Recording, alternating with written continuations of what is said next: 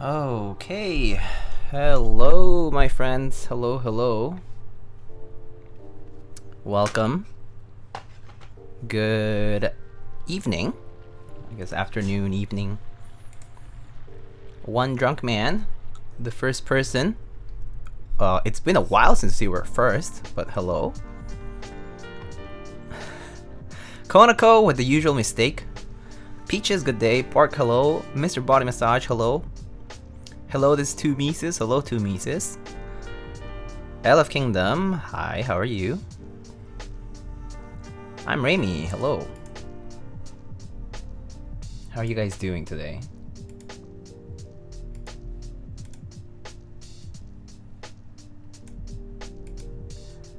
Hell yeah, brother. Yeah, you missed a capital K. Almost there, though. You almost got it. Almost got it.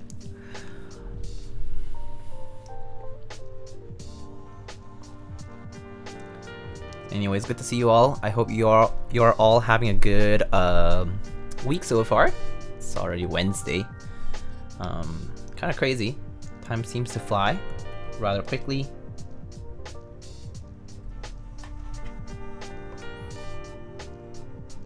But yeah.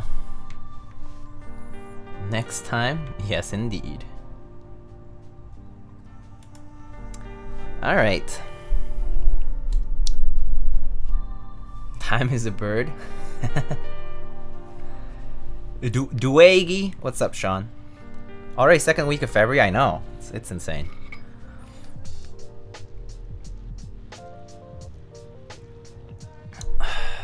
I hate today, it's so humid in the down under. I got sweaty from changing clothes. Wait.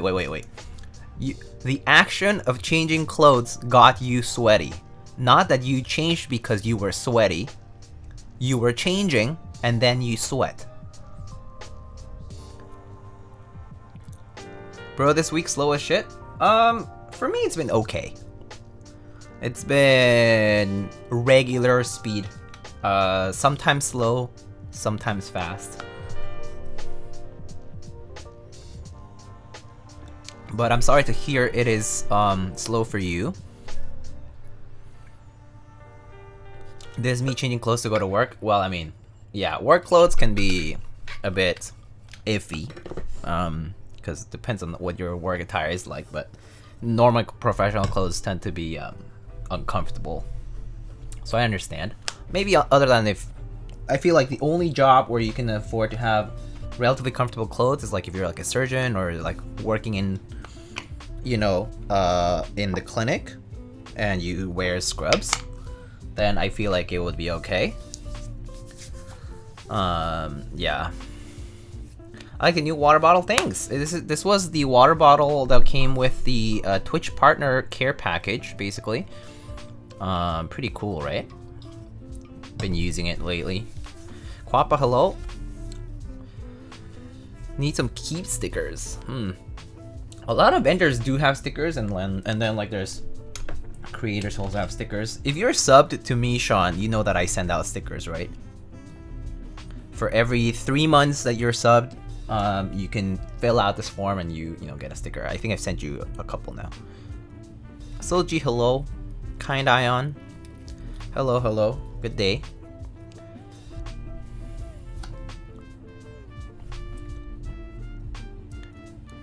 I like that you stick with GMK Dark and the Blackout KC.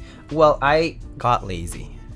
I do think I might want Miami Nights on this board, but for now I'll use Dark for maybe like the next few weeks, see how I feel about it, and then go from there. But alright, so today we have a pretty unique build, I would say. It's gonna be fun. So today we have an Iron180. So these were sold through Keys and other vendors like Deskeys and so on and so forth. And this unit was actually sent to Mr. KneeDeep to be finished, to be refinished in a custom finish. and so it looks pretty cool. If you actually checked my IG story, you might have caught a bit of it, but if not, it's fine. I literally posted after I went live, so I get it. But yeah.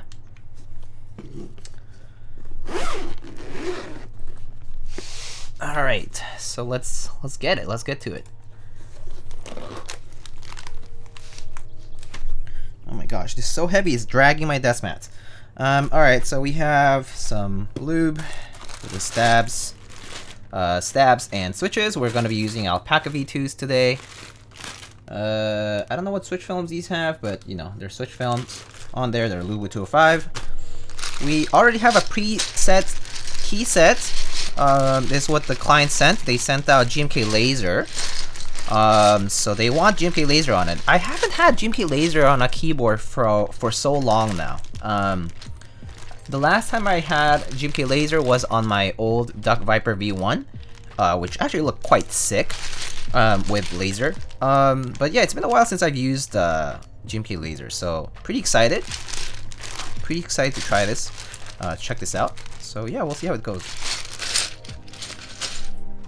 Alright, we have our gaskets for the board.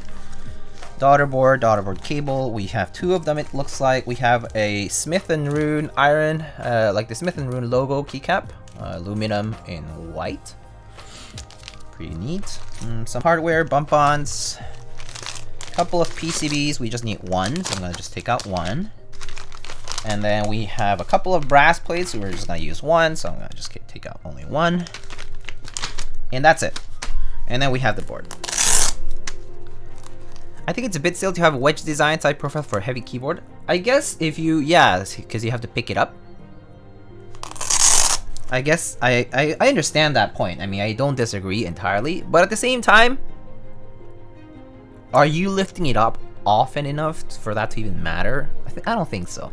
So, in your opinion, which one looks better, Mito lit or laser? I personally like the regular laser colorway a lot more than like any of the other variants that there were. Like the original just R1 laser, that one's fine, you know? Just like regular Latin Legends or whatever it is. But yeah.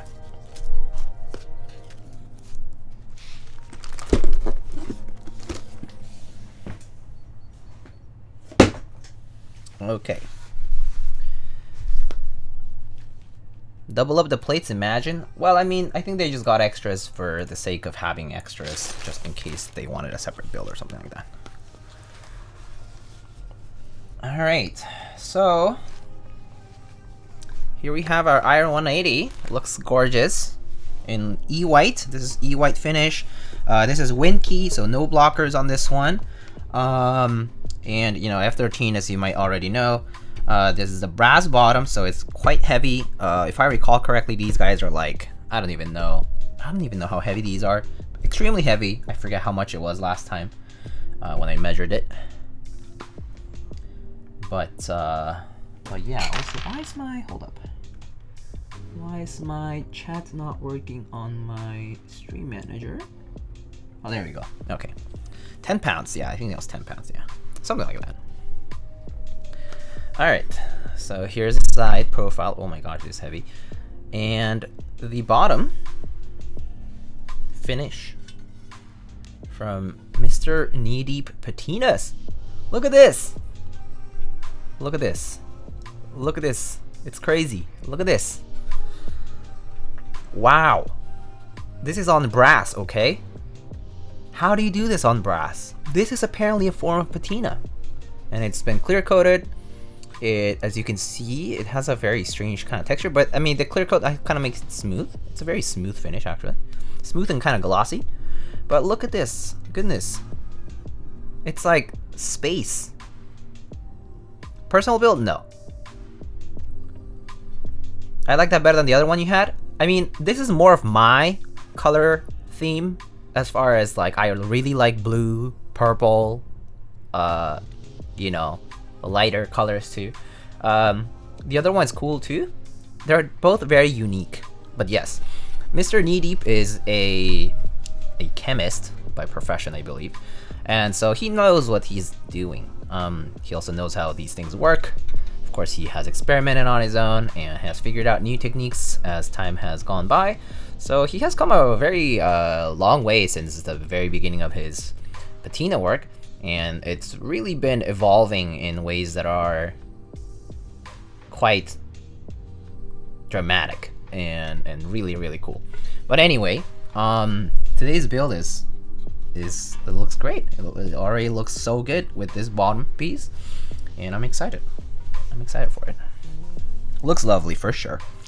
All right, so let's put the bump-ons on. Obviously, the bump-ons are not on because, you know, they were not on for the finish to be done for Mr. Knee Deep. So we put the bump-ons back on here.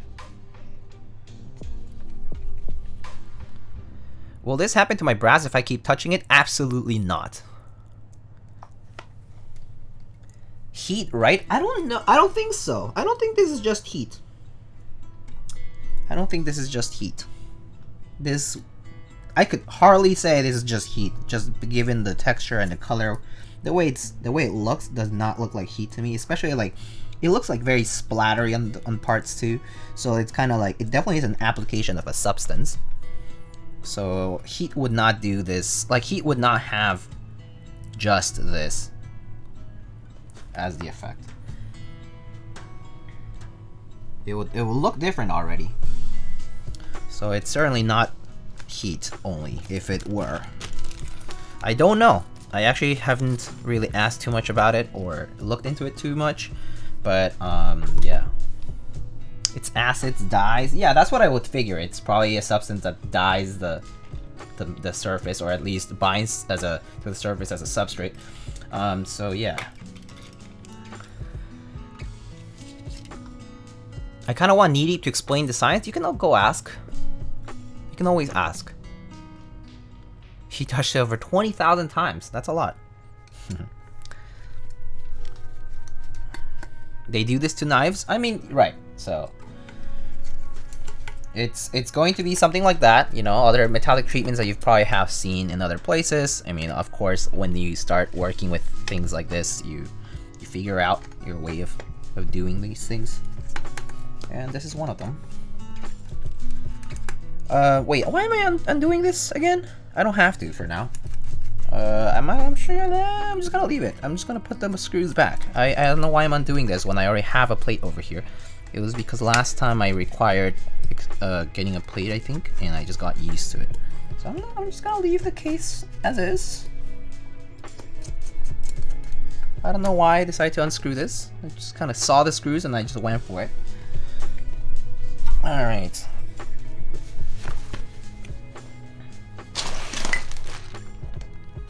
We can just put the case over here. Leave it there for you to admire. I know the reflection's not as pretty here, but it is what it is. You'll have to just bear with it. Alright, we have stabs, switches, put them aside for now, plate, and we gotta test our PCB, brand new.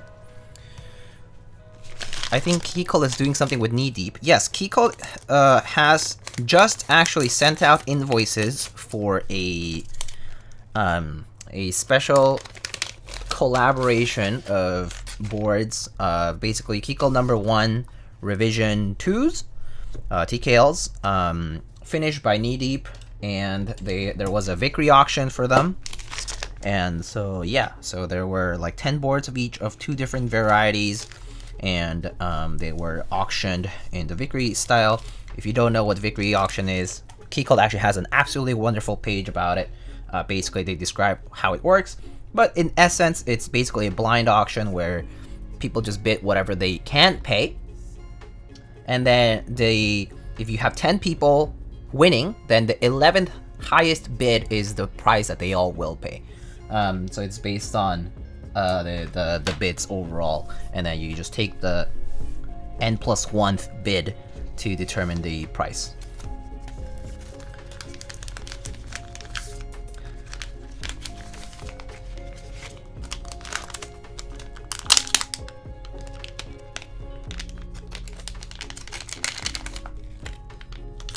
When keyless blocker height, it's when key though.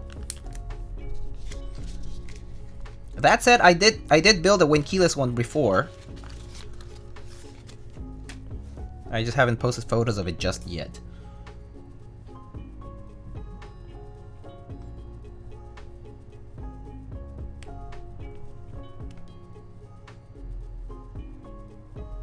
Okay. Got a little scared there.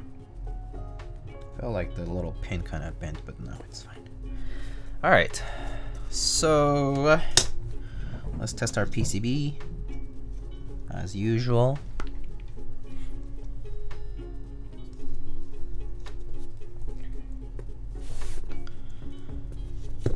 Get this and get our cable over here.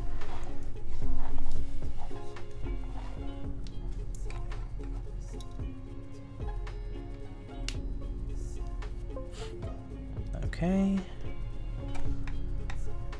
Victory auction isn't just the highest bidder. No. Victory auction is the nth plus 1th highest bidder, meaning if there are n items to be auctioned of the same kind, so if you have 10 keyboards, the 11th highest bid is the price that everybody pays.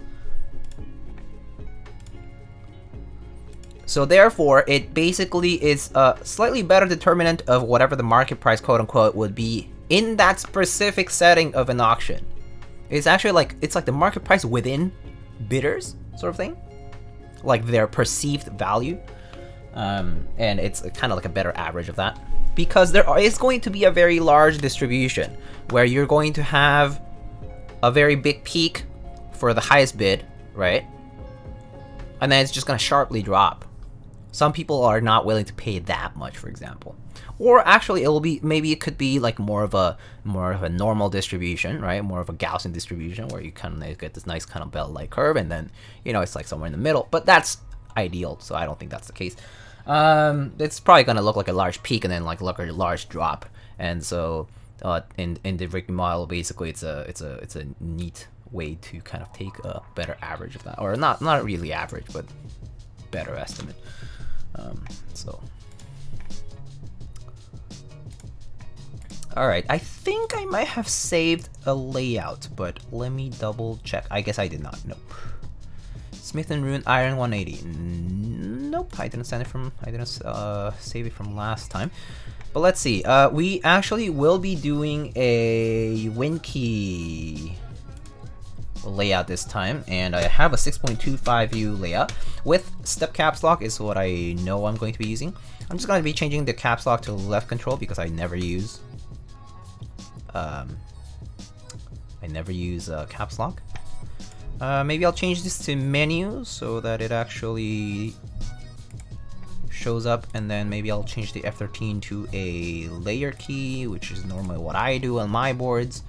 I don't know how other people do it, but I get it. It's all preference. Yada yada. All right, key tester. Yes, so the Bauer had 11, or did it have 10? Or I mean, I assume it had to be 11 units. Well, I mean, that's normally the way it works. But yeah, the Bauer sold for $2,501, and it was the 12th highest bid. So yeah, there you have it. All right, let's test this out now. Okay.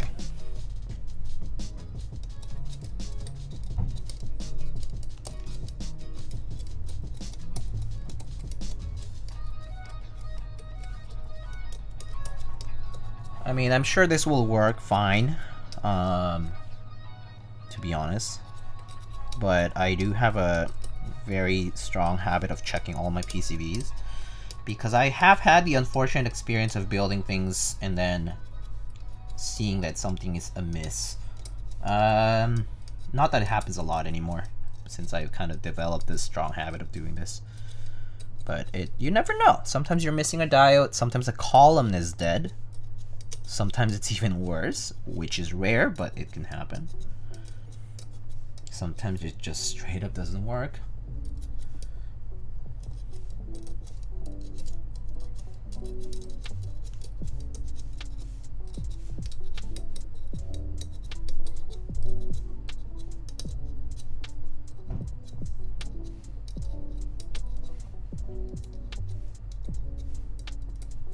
Alright, great.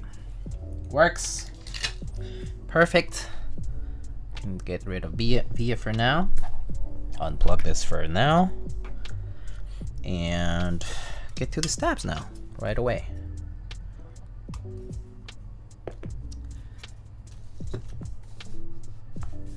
That reminds me of a PCB. Oh yeah, what happened with that, Sean? Did you end up building your board? Did it end up not working when it arrived, or what happened? I mean, you could have just built it, by the way.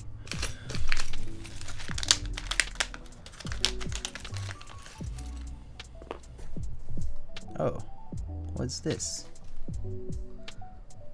Is this supposed to be like the cover for the... Oh, that's funny. I think this was the cover for the reset button, but it kind of fell off. It's just a cover though, so it doesn't really do anything. I'm just gonna put it aside. Yeah, but I mean, it's fine. That's funny though. Alright.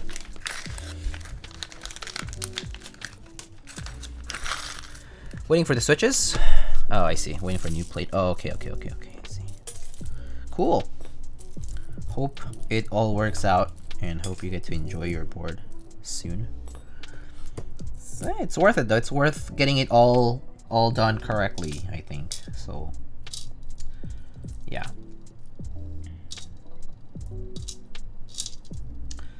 So what's up, guys? How's your week been? Any cool things that you're excited about? Are you excited for the weekend? Are you planning on doing anything maybe this weekend, or perhaps next week? I think for some who might care, it is Valentine's Day next week. For some who don't care, I personally am not huge on it, or like really at all. But yeah, some people kind of do that thing. Or maybe you're just planning on having a fun weekend, or a weekend at home, chilling. Just, you know, maybe reading a book, or just, you know, doing nothing. Playing games, maybe playing Lost Ark. For the people who are excited about that. I started a scuffed boxing gym. Oh, okay. Excited for a hype wrestling show? Oh, wow, nice. I don't follow wrestling, at least not often, if at all. But I mean, I occasionally do have some friends who tell me about stuff like that. But yeah. Watch Super Bowl commercials. True. That's one. Yeah, that's true. Weekend. This weekend, specifically. But yeah, Super Bowl commercials, something to be excited about for sure. Not everyone follows American football, so I didn't want to assume, because I do know that we have an audience here that's slightly variable. We do have some people who are not from the States and may not be interested in sports either. So would rather not assume that. Okay. Alrighty.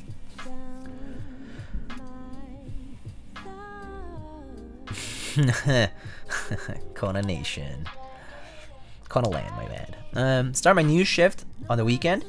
17-hour days on Saturday and Sunday. Wait. 17-hour? Wait, Machamatsu, what do you work? Do you work like a clinical job, like a medical profession, or something like that? How come your hours are so long? No? What? How come your hours are so long? It sounds like a resident's telling me this. That's the first idea I get. I'm a dispatcher. Oh, okay. Well, that's still in that same vein, kind of like public service almost. Next week I had to have a checkup after 1 year after cancer, and hope nothing came back. Wow. Chin Tao, I wish you the best. I really hope that everything comes a negative. No margins, no, all good news, I hope. We here on the Lightning Keyboards chat and stream prayed for you. Prayed and bid for good luck. maybe prage to JD, Nono, and Ron that everything will go well.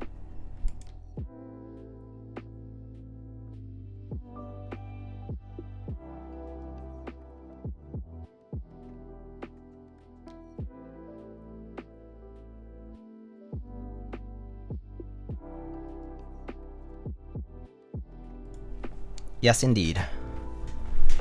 Fuck cancer. I agree. I mean, I have had relatives who had suffered from cancer. I have had friends who have passed from cancer. And so I totally understand where you're coming from.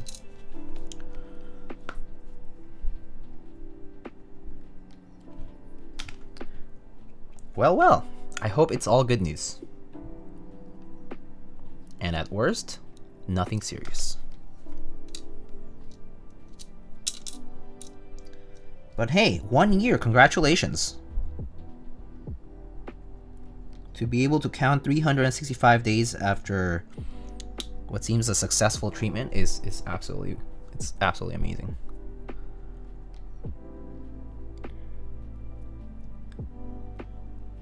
I have to say, so my work is somewhat related to cancer. I do work in the clinical setting. I do research related to something like that. And so, yeah, I get to see a lot of people kind of battling cancer, talking about it. And I have to say, medicine has come far. Medicine has come far. It's amazing. And yet there are things that we have to work on. There's quite a lot of very primitive technologies and ways of handling things. It's just the nature of the disease too. It's unpredictable. Sometimes predictable and sometimes completely unpredictable, or hard to detect is really what the problem is. It's that the smaller things are just hard to see. But yeah, it's come a long way in the past, like even 15 years. It's kind of insane. And the specific field that I work in is relating a lot to the innovation in that area. So you're like Huru but for cancer? Yes and no. Yes and no.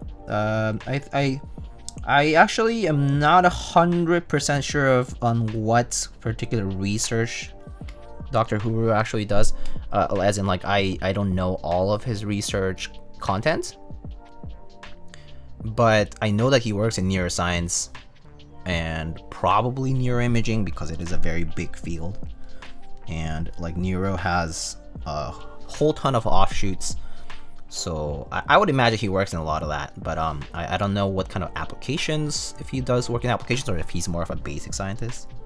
It can be very different though, so.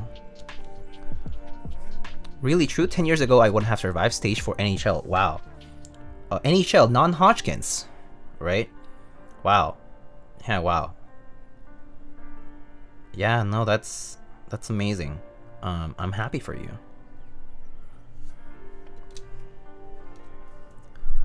Yeah, wow.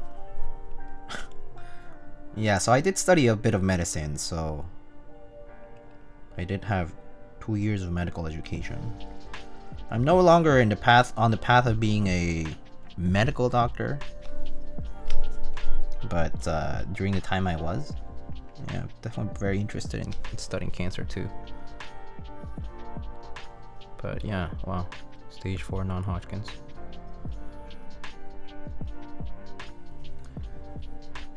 I know he works with mice. Oh, I see, animal studies. Cool. That said, a lot of neuro is animal study based. So, what do you think of CAR T-cell therapy? It's exciting stuff. Oh yeah, I mean, hey, a lot of immunotherapy right now. Whew, it's blowing up. I don't know as much as some people do, but I do have a lot of friends of mine who work in the kind of like the mesh between microbiology and immunotherapy, and there's some really cool stuff. Really, really cool stuff. And like, you know, it's like beyond the typical ways that where we have built immunity or things like vaccines and that kind of stuff, right? You know, kind of like similar to the talk around COVID. You know, COVID is a very, very special disease in the sense that like it just has a mechanism that, like, while similar, has a lot of differences, and this is why like we had to, you know, tackling down the vaccine problem took a while. Oh, well, not to mention the whole like more political issue of that, but that said, like, you know, the mechanistic side was interesting on a scientific perspective and different from what we understood about coronaviruses. But basically, like, the vaccine currently, it's an innovation by itself. It's really impressive. Dr. Diego, I needed to take my temperature. I have a headache and I feel unwell. Oh man, you know, that's such a very common chief complaint. Having a headache, feeling unwell. Well, the temperature would tell me whether you have a fever or not, which is really little. But, you know, vitals, always important to take. Immunology was by far my worst subject in undergrad. Hats off to anyone who gets that stuff and can apply it. Yeah, it is complicated because there's so many layers to it, literally. Like, there's so many layers to immunology, and it's super, super complex at some point. I mean, I think like once you get the kind of bare bones, like the basic idea, it's a lot simpler. Like, you can kind of start simplifying some things on a conceptual level, but when you get to nitty-gritty stuff, you gotta know like all these, you know, interleukins, you gotta know all the signaling system around that, like the different kinds of cells and what they do, how they express themselves, how they differentiate. Yeah. Considering the scope of COVID, the vaccine has been a huge feat for humanity. Oh yeah, like, the thing about the COVID vaccine, to be honest with you, is not just that it obviously prevents, you know, COVID-19. It's the fact that we have this like mRNA-based vaccine, right? And this stuff is gonna mark the way we approach immunity for so many other things too in the future. Like, like the way we have approached like booster shots, and like, you know, especially for kids, that's been a huge challenge, right? Like adapting the vaccine for kids, because it affects them differently, and like the immunity, like, you know, like the speed, like their metabolism, all that kind of stuff. And so it's really going to change how like vaccination will happen for children as well, like, you know, newborn and children. Of course, all the like the old classic stuff won't really change because it's kind of a problem that's already been long solved, so there's no incentive really to do much about it. But yeah, no, it's super exciting to see this kind of like nucleic acid based stuff, far beyond just like, you know, broken down proteins and that kind of stuff. New to the stream, what's up? Ryan Agil, hello. Or Ryan Agil, I'm not sure. Welcome. God, don't remind me. Anyway, too much science talk. Hopefully that doesn't bore you too much. We can talk about other stuff as well. I kind of get excited about it. Well, naturally, it's literally what I think about every day, like science related stuff. I didn't know you were in the medical field. Yeah, so I'm like in the medical related-ish field. I do research, and then there's medical applications to it. And I work in clinical settings often because a lot of our studies are based on clinical data, and yeah. But yeah. Agile. What's the build today? We're doing a this. Oh wait, if you're new to the stream, I'm a custom mechanical keyboard builder. I provide a build service. You can check out a lot of my work at lightningkeywords.com. And today's build is a Smith & Rune Iron180. It's a 10 keyless keyboard, so this large, heavy keyboard. This finish is a custom finish done by a community member named KneeDeep. Like you're knee deep into something. KneeDeepPatinas. Oops. All together. He has an Instagram where he showcases a lot of his work. It's really amazing stuff, and yeah, we're building that with some Alpaca switches, which are these cute ones, linear switches, and putting those onto this brass plate. But yeah, custom mechanical keyboards, that's what I do. But aside from keyboards, the chat normally veers off towards talking about food, life. In my case, I do collect like keycaps or stuff like that, keyboard stuff, of course, photography, or just like art in general, because I do like music, like, or even just like regular, you know, fine arts, like paintings or museums, that kind of stuff. It's also always fun. Like the other day I was talking about Rothko with some friends. It was really interesting. We're talking about like modern art and how like Rothko's art is so interesting because it's like very immersive, which I actually did not appreciate a long time ago, and now I do. When I first saw Rothko's stuff, I was like, man, what is this brown ass painting? Like, it's just big and does nothing to me. But then I kind of like stared at it one time. I went to the MoMA and I was like, oh, okay, that's kind of unique. How much is your build service? It varies. It kind of starts from like $50-ish, and then it goes up from there. I would say like for this one, you can think it's around, I think it's around 85, 90 plus shipping, if you include everything that I need to use. But you know, it adds up if you need me to modify your switches, which a lot of people require, or like I don't provide a service where I have to get all the parts for people. I mean, okay, I've done that. I've done full commissions where they ask me to basically source all the parts for them and whatnot. That is a service that I charge a lot more for because it's time, very time consuming. Not to mention, like, you know, like I have to front all the money and then like have to request, that kind of stuff. And finding parts sometimes can be a very big hassle. So yeah, it varies. But I do have a website where I have all my details. Exclamation commissions, I think, brings up the website page. If you put it in chat. I'll type it in. It's with double M and double S. There you go.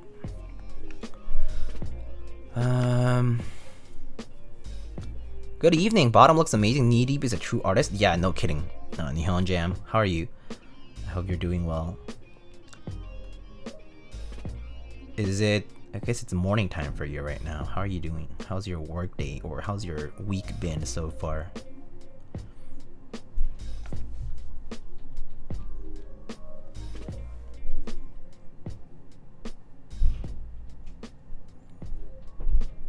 Do you work from home? Nihon Jam.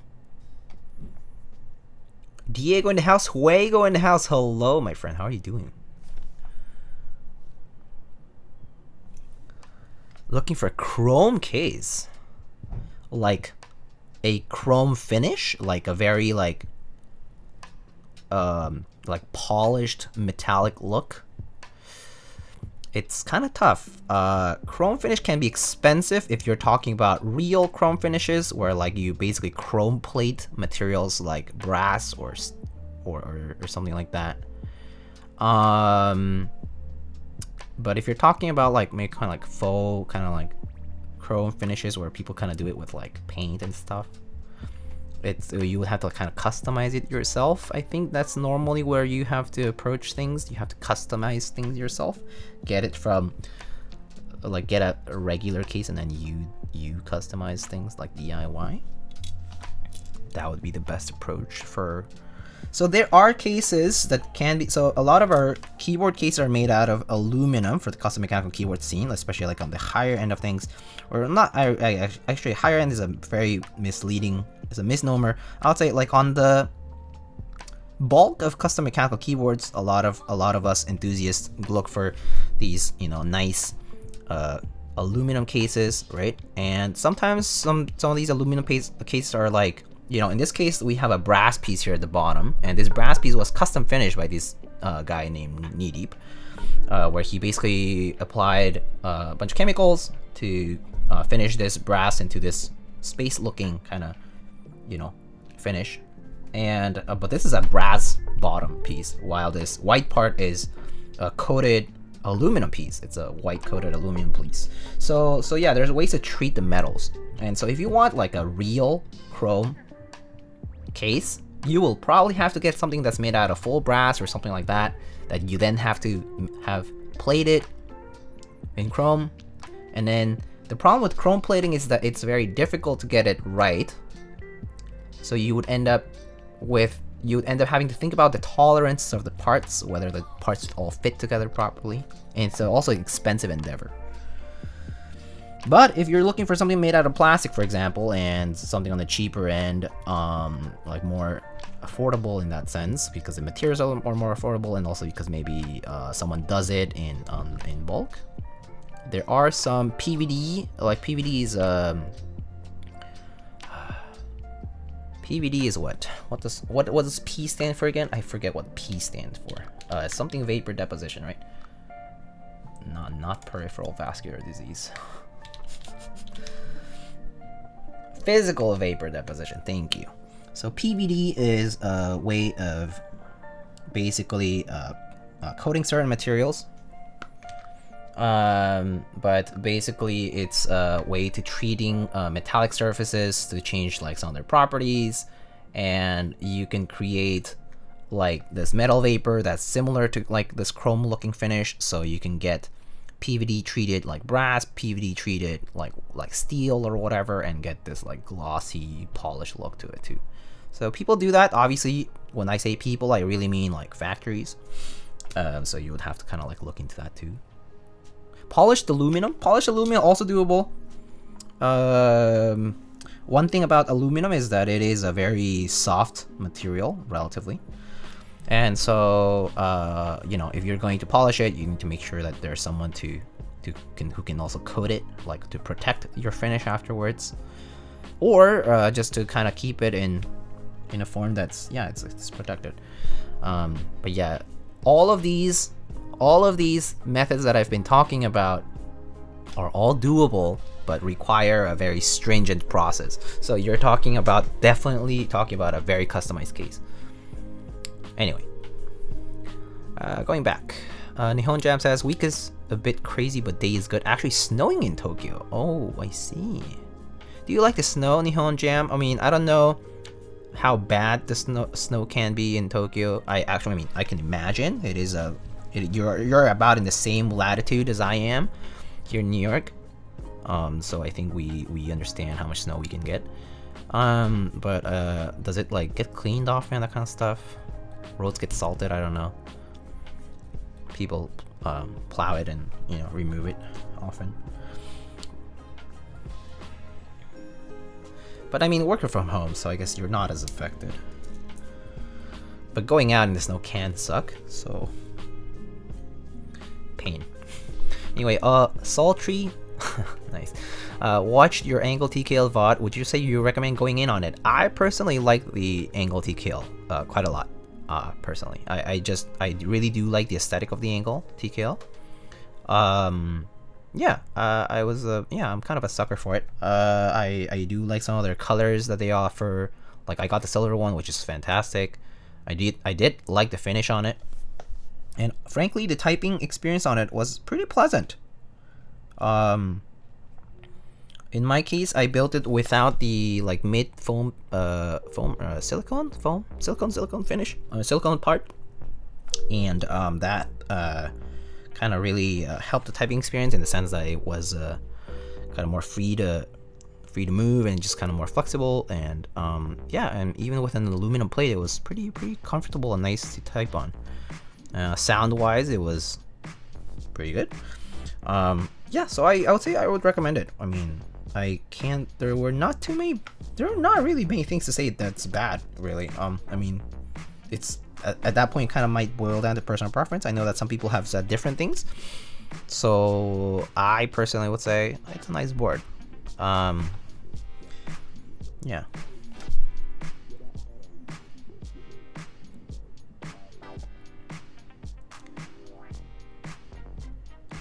Kiko did the Kiko 265 in raw aluminum. It was crazy. Yes. So you can do raw aluminum and all that, but yes, raw aluminum is very prone to getting tarnished / like you know, it'll like tarnish, it'll turn dark, it'll get stained, that kind of stuff if you don't clear coat it or, you know, protect it in some form after you do the polishing. Basically, the polishing process will strip whatever is treated onto the surface, right? You're being abrasive on the surface, so you're basically stripping it all down, and so you have to protect it somehow if you do a raw finish like that. They do amazing work for sure. Be back studying? Sounds good, Guapa. The board itself has no issue. If anything, that kind of gets my spider sense tingling. It's the overly complicated scale of the group buy. Yeah, the Vertex group buy is definitely very ambitious. I think it's primarily because the people who are producing the keyboard is the Vertex team, and these people are located in China. They are the people who are really responsible for both the manufacturing, quality control, and I suppose export of the keyboards. And they are working in collaboration with Matrix Lab for some of their finishes too. Like the code, all of the coded finishes are going to be done through Matrix Lab. The anodized finishes, they probably have their own sources for that. Maybe it is still with Matrix Lab. Who knows? I don't know. That's not the information not privy to anybody. But ClickClack.io is a new vendor for sure in the community, and they are the ones proxying the international group buy. And they are relatively new to the scene. They've done like some smaller things, like keycaps and like some other smaller items. This is their first kind of international keyboard group buy, and the scale of it is certainly ambitious because they have a large number of colorways that they are offering and variants basically for that keyboard group buy. And so yeah, people could find that to be kind of a, you know, kind of a flag because it's not a new vendor, right? But that said, my experience dealing with ClickClack.io, at least in the process of reviewing their prototype and passing feedback back to them and getting responses from them, has been pretty good. And I did relay sort of like concern or kind of like forewarning, saying like, hey guys, like you guys have a very large group buy coming up, or like you guys are offering all these things, and you know, people have expressed some sort of like skepticism, like healthy skepticism about it. You know, what are you guys planning on doing, or like, you know, what's up? And they're like, you know, we are confident that we want to deliver. You know, we want to deliver properly for this like large scale group buy, and we're ambitious about it, and Vertex team is backing us up, and Matrix Lab is backing us up, and you know, we've had a lot of community, like the community voice their support, so we're hoping that, you know, it'll be a successful buy. That's basically the gist of it. So yeah. Maxed Out Forever asks, has anyone tried Domiki keycaps before? Also welcome. Heard good things from YouTube videos. I have not tried Domiki keycaps. I have heard good things as well myself, but I personally have not heard, like I have not tried them myself. Some people have tried them and have said some good things and some bad things. I remember there was somebody who had like a key set that had kind of like inconsistent like legends or whatever. I think that was Domiki. Yeah. But yeah, I personally have not tried them myself. I have Silent Forest, they're nice, yeah. So some people have key sets already and they like it from Domiki.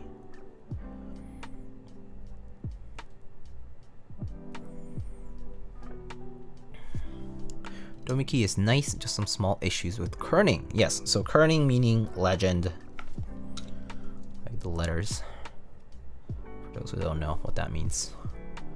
Oh yeah, there you go. Even spacing of the letters, yes. So like consistent or evenness of the spacing. Diego, do you have any DCS caps? Yes, I do have DCS caps. I personally like the profile. So DCS is basically a cherry-like profile from Signature Plastics. Signature Plastics is the company that produces DCS, DSA, SA profile. They're the first who produce a lot of those. And they are in America. They're located in the United States and the state of Washington, I believe.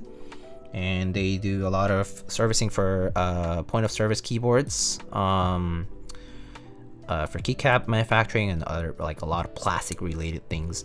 DCS is a cherry-like profile, as opposed to cherry profile, like the original cherry profile, like from Cherry Corp or GMK afterwards, after they acquired their molds.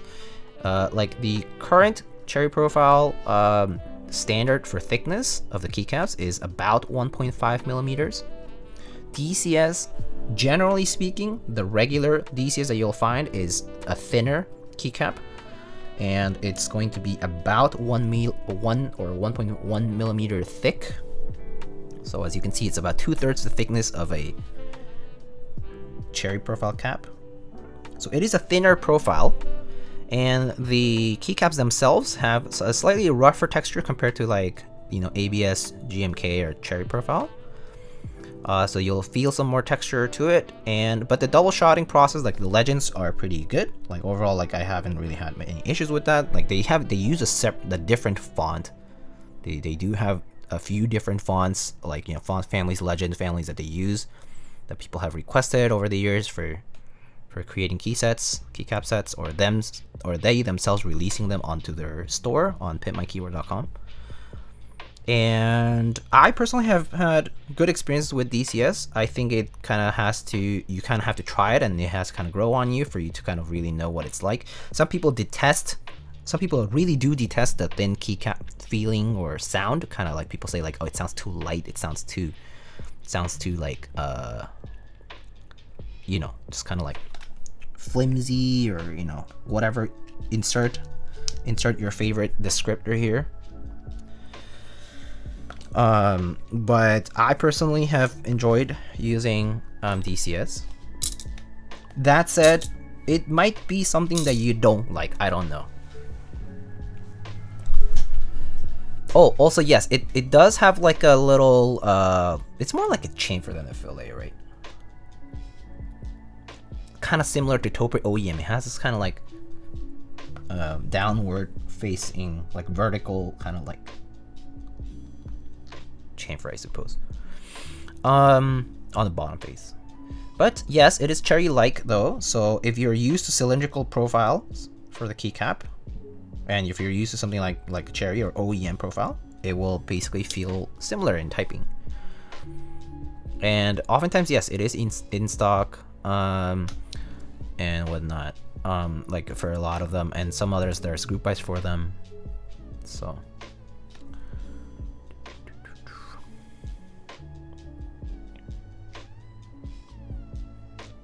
I've pre-ordered 9009. Yeah, hopefully you'll like it. Signature Plastic does have a bit of a track record for having a harder time managing very large logistical operations specific to this community. Like a lot of SA keycap sets, when they were running, they would get delayed, or they'll take a long time to be fulfilled. I hope that does not happen with their DCS profile process in manufacturing. Hopefully they've become more efficient over the years. That's the hope. We don't know. I don't know specifically, or I just haven't looked into it. Okay, like I'm not keeping track of things, of everything in the community. So yeah, so hopefully it'll be something that arrives soon and that you'll like. It's a bit harder to match it sound wise with a build. Match. I think match. I'm not sure if match is the right word, but that's fine. Well, I don't know how to make. I don't know what to make out of that.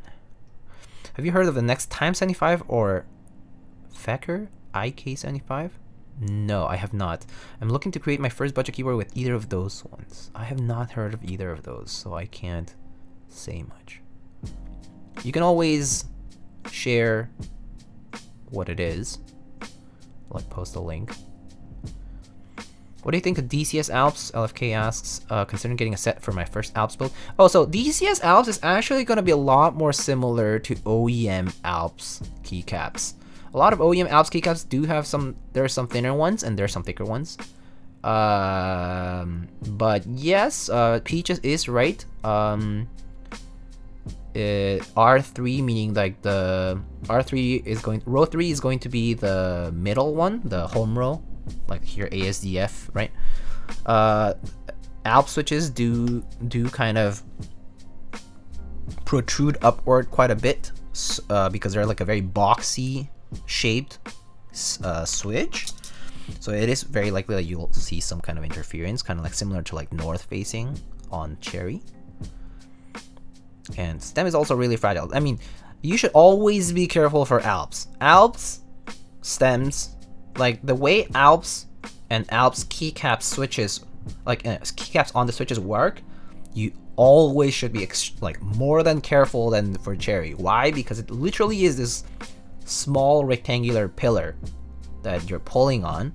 If you happen to pull it at an off axis, right, and you're not like properly like kind of like wiggling a little so that it kind of comes off easily, you can risk breaking the stem. And this is not even applicable just for DCS. This is for everything Alps related.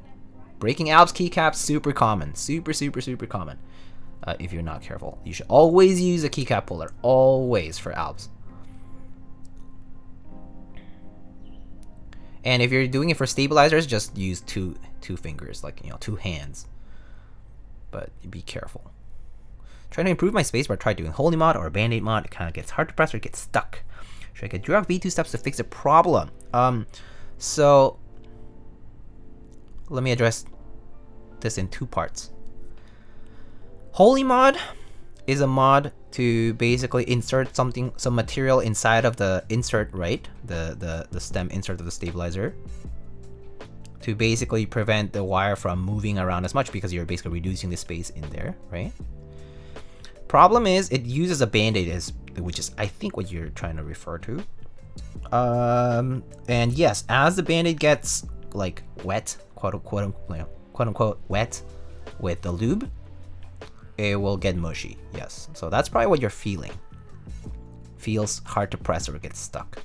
It's probably the Band-Aid is binding along as you're using that insert as it's going up and down, right?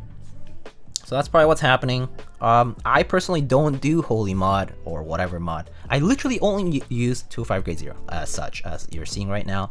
Literally only use 205 grade 0 to lube my stabs. That's all I use these days still, and I do fine. It does not mean that my stabs last forever, in the sense that no stab actually does last forever, because the lube does displace as you start using it. So it's something to keep in mind. Even with BDZ, XHC BDZ, which is a very thick lubricant, will displace as well. It will thin out in certain parts of along the wire, and eventually the wire will hit the insert and it will create that ticking noise that everybody hates, that people are very, very, very particular about. I'm only particular about the ticking noise if it happens while I'm typing. But if it happens because I'm tapping on the edge of the keycap and it's not from typing, I don't care. Why? Because it's not realistic. In use, it's not something that will bother me. I.e., like when I'm doing work, when I'm typing away, talking to my friends, or whatever it is, games, you name it.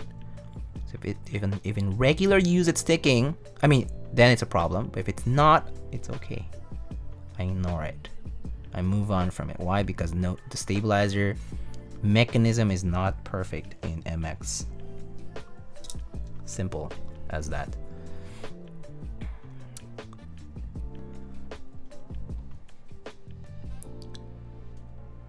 DCS dead beats price though, QQ. Anyway, so Daz X, I kind of like went off on a rant here, but I think it doesn't matter what stabilizer you use. I think it's about how you lube your stabilizers, and that basically you're trying to just prevent that wire from hitting that insert with, by itself, which is what causes a rattle. Basically, a rattle is going to be empty space in between parts that are moving, and that parts that are hard striking another one that's right there, and causing a sound, an extraneous sound that you don't like hearing. So lube basically the way to bridge that gap.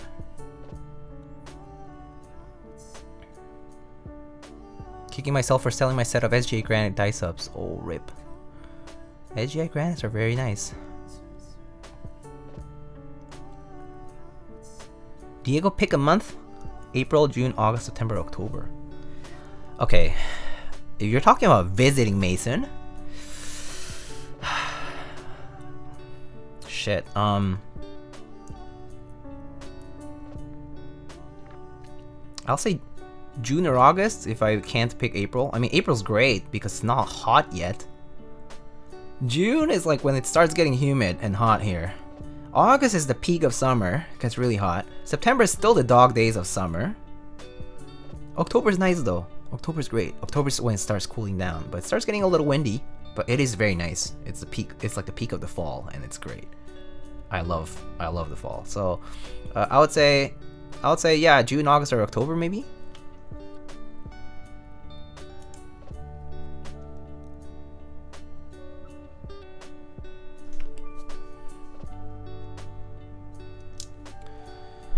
Okay, I'll try for April. Worst case June. Okay. I mean, I don't mind.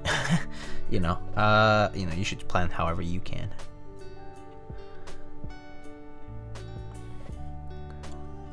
I also listen to music while I work. Same here. So I don't hear my board all day. I mean, I don't hear it often. Yeah. Like I listen to music every so often. Like sometimes I'm listening to music, sometimes I'm not. And so yeah. It doesn't bother me nearly as much.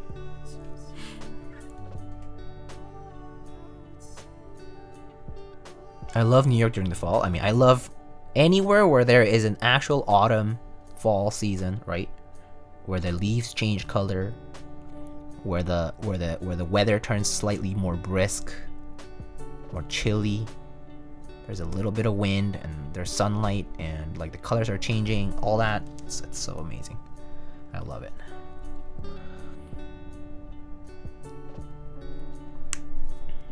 I lived in Connecticut for many years. Well, many meaning like 4 years, like 3 or 4 years. And for several years, I'll say. And it was really lovely. Like there was the fall foliage change. I mean, the foliage changed over there in the fall. Whew, absolutely beautiful. So pretty. I miss it in a way, but I don't miss the winters there. The winters sucked. They're cold, snowy, shoveling sucks. Not that I drove that much anyway, because I didn't really have a car for several years. But dealing with ice and snow and that kind of stuff was annoying. I did have a bike though, so when there's ice on the ground, it's pretty dangerous. One more month of torture, autumn will come.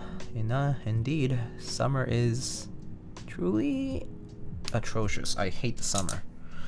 I don't hate the idea of summer. I don't hate the idea of the freedom that comes with some like the summers, like the summer months, like kind of like the can go to the beach or go out and have beer, you know, have cold beer and a hot day and ice cream or whatever. Just like kind of enjoying like summer events, outdoors, like sunny, nice. You know, it's all good.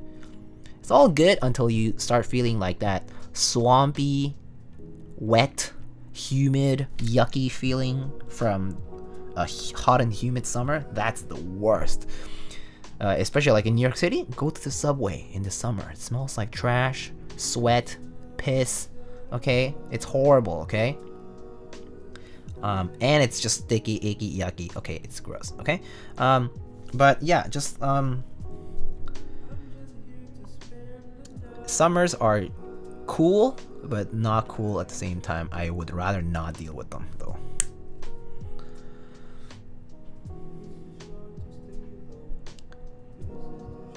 I would rather deal with the winter than the summer though, for sure. Would much rather deal with the winter than the summer. Absolutely.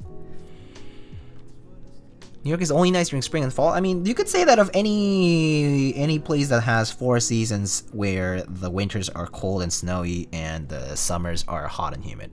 So, yeah. Doesn't matter where you are in the southern hemisphere, northern hemisphere, doesn't matter. If it's hot and humid in the summer, cold and snowy and dry in the winter, you'll obviously say that the best seasons are the ones right in between. Like, duh.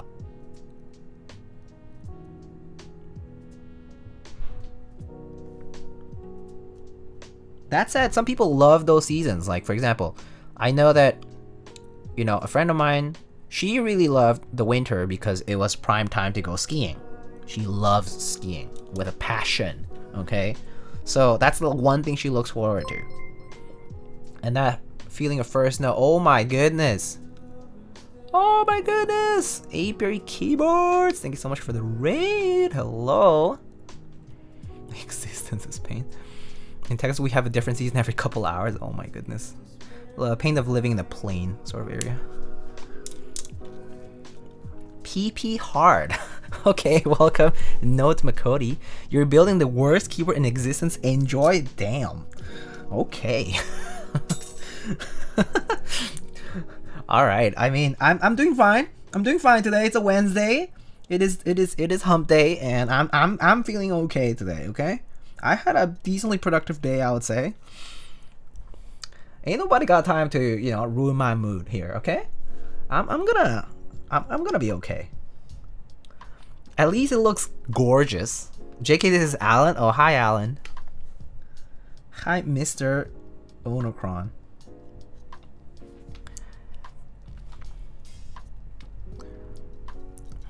To 6, very toxic.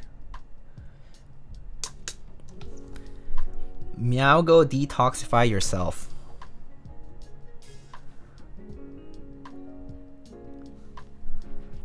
Yeah, it is a knee-deep finish. It looks so cool. I'll show it a little better once I'm done with the stabs here.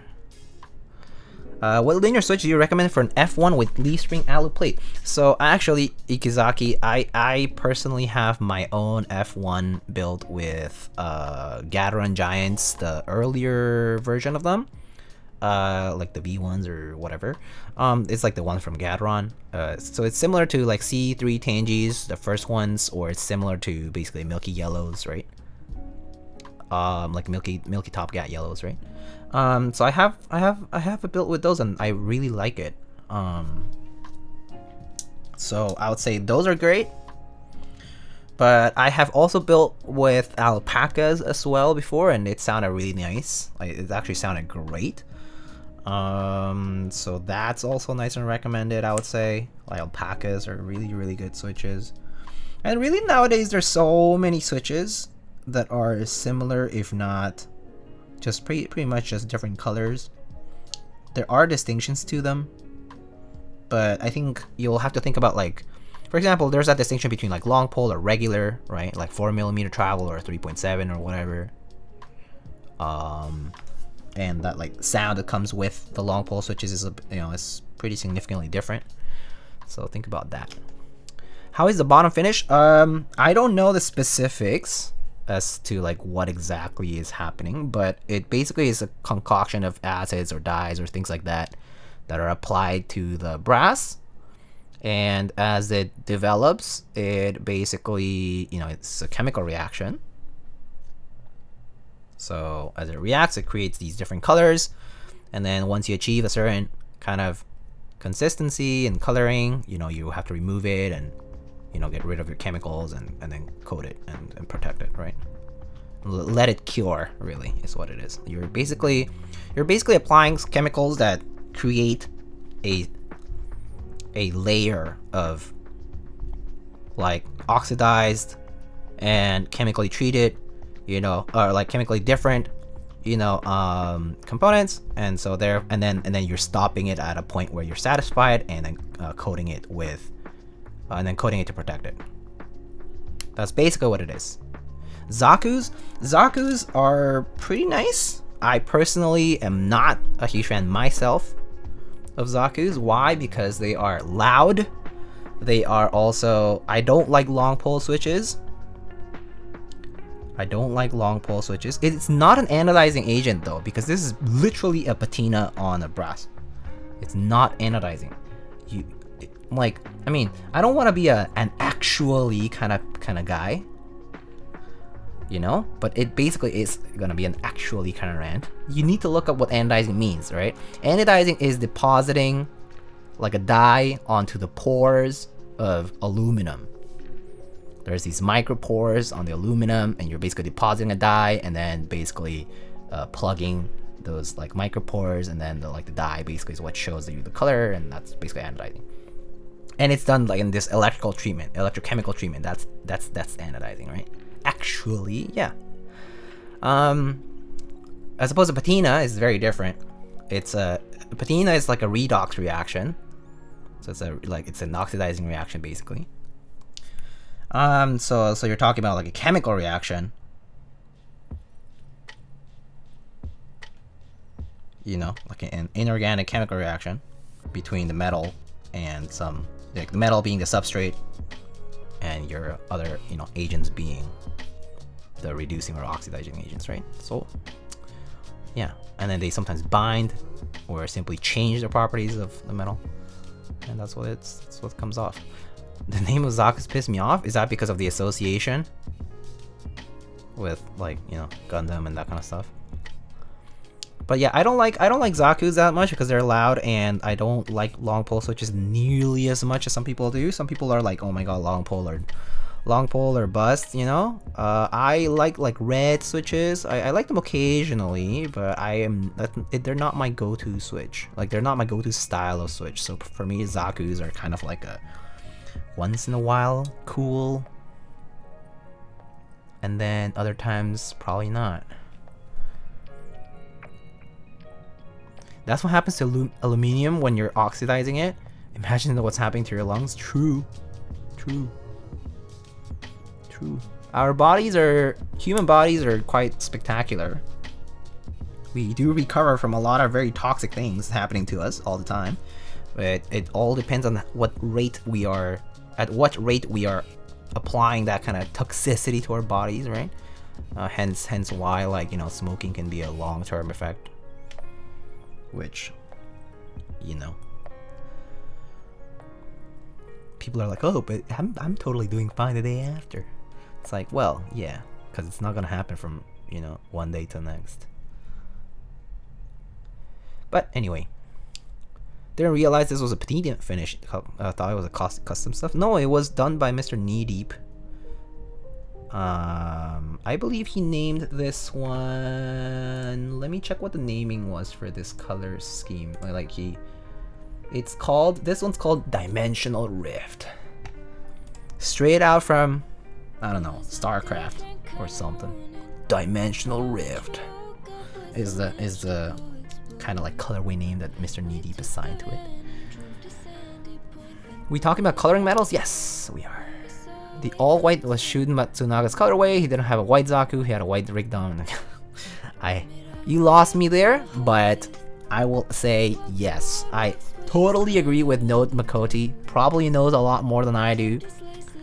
And I'm gonna say yes. It should probably be green because they know the lore better.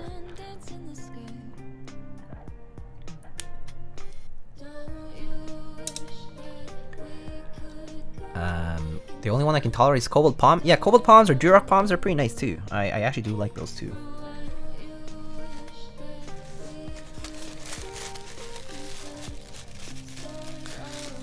I need to take a break from it after one day of use. I get it. Hey Diego, I believe you didn't see my message in KB chat in the Discord. Well, no, because I'm not looking at the Discord right now. Duh. Why else would I not see your message if I'm streaming?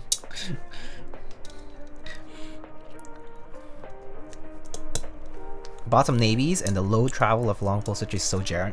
Yeah, so that's also another thing. Like long pole, like the travel distance of long pole is shortened, so like it is definitely jarring at times. I personally am not a huge fan. I gotta say, I just like my regular good old 4mm, 2mm actual, 4mm travel, 2mm actuation linear switch. Good old normal 15mm spring or whatever. Right? Nothing fancy. Just nice and easy. Right? I'm a basic bitch sometimes.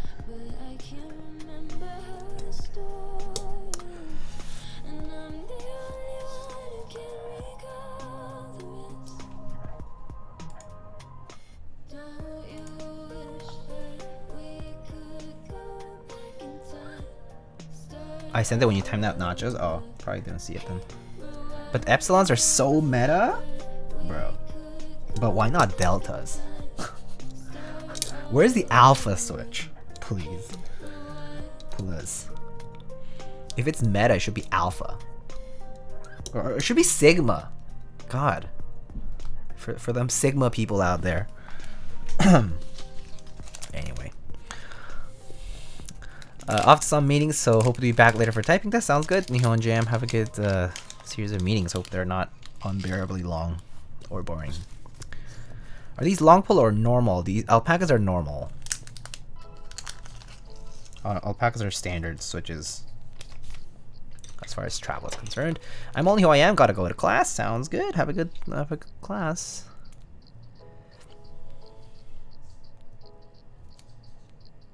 Also, I think Apiary might be gone already, but thank you again so much for the raid, and people who came from Apiary's stream, thank you for joining.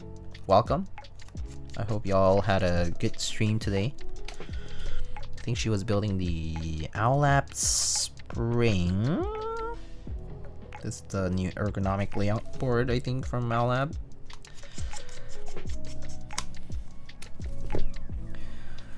And Yubi was telling me that he didn't feel the reduced travel from Cold Palm. I asked him what switches he used previously, and he said Cherry Speed Silver. Well, yes, of course, because they are basically the same in that sense, travel lengthwise.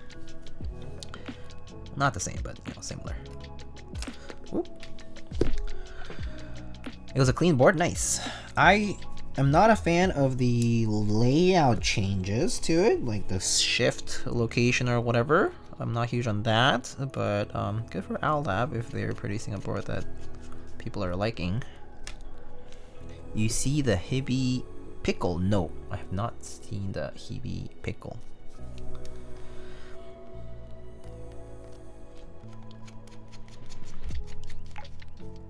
Hey yo, Lightning Keyboards, Daniel Olchoy, hello. Any recommendations for cheap screwdriver sets that are eligible to use for most keyboard builds? Yes, I absolutely have a recommendation for that.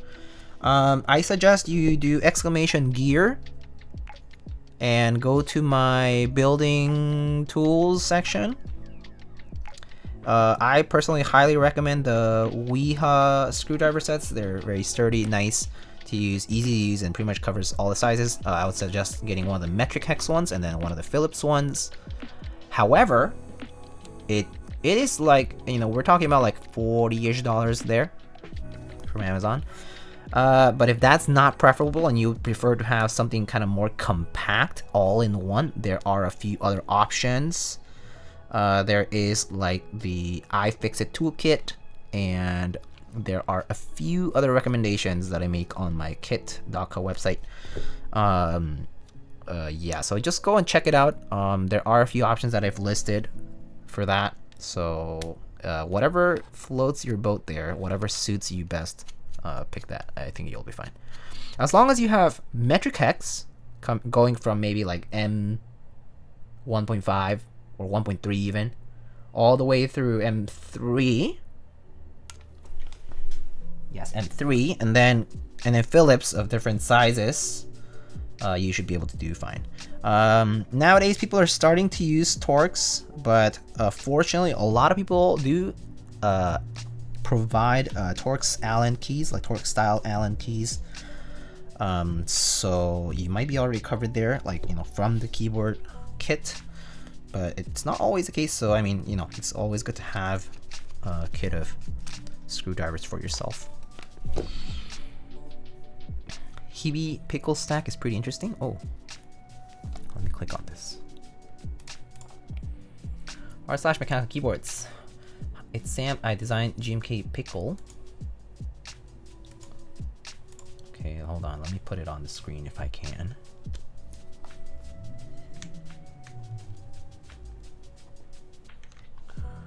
Okay, GMK pickle X Hibby. Okay, all right. Oh wait, oops. Oh, it has a top texture to it. It's like machined so that it has a texture. That's interesting. That's cool. Designed to emulate the feeling of a pickle. And then there's the stacked version, designed to emulate pickle slices stacked on top of each other. So fun. Whoa, okay, that is a very strange keycap, but that's kind of cool. It's like sculpted basically to be machined out. Yeah, that is interesting. Am I a fan? No. Not for me, a little gimmicky. I personally don't like buying too many like metallic keycaps, just in general, because I do already collect a lot of artisans, but this is very unique. No doubt. This is super unique.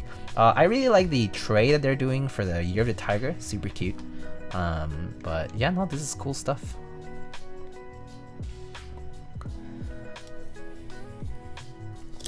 Ooh.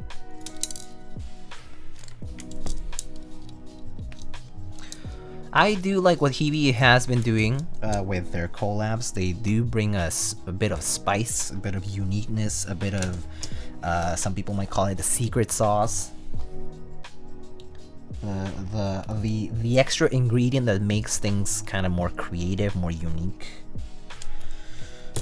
Pretty cool that they're doing that though. Yeah.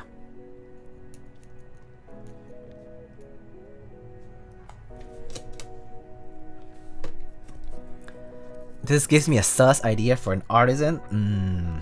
That sounds kind of dirty for some reason. I think. Of course, it comes from Dave B. Clappin' Cheeks, who saw GMK Pickle collab and now is talking about a sus idea for an artisan. Well then. Well then. Dave gonna be clapping cheeks again.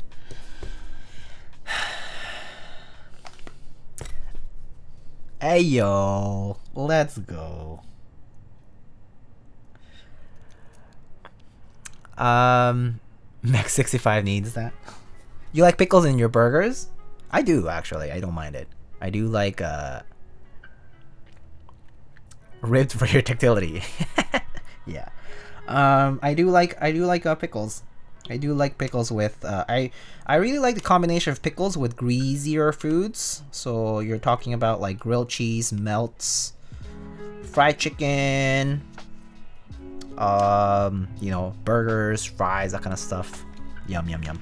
It just cuts through the grease, cuts through the fat really well. I personally like them a lot.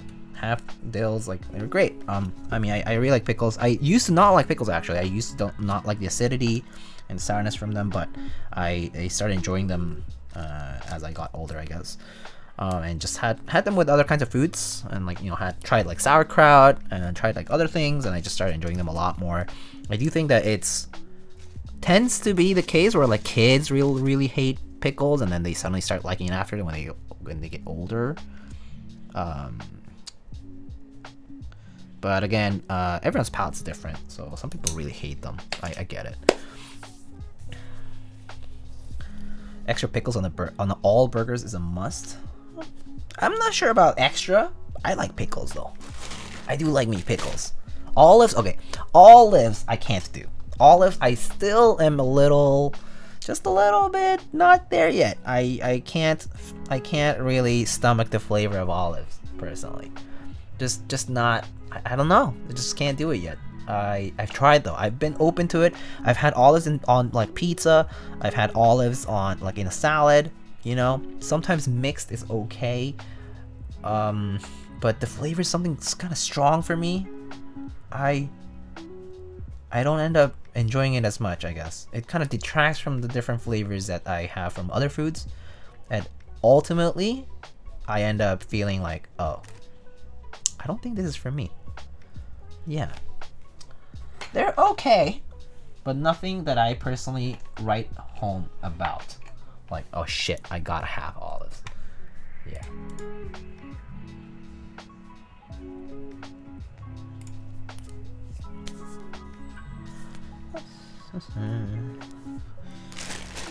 Oh, hello, Mr. Nick Dillard. Hi, fellow New Yorker, I think. Although based on your apartment, I can't tell where you are.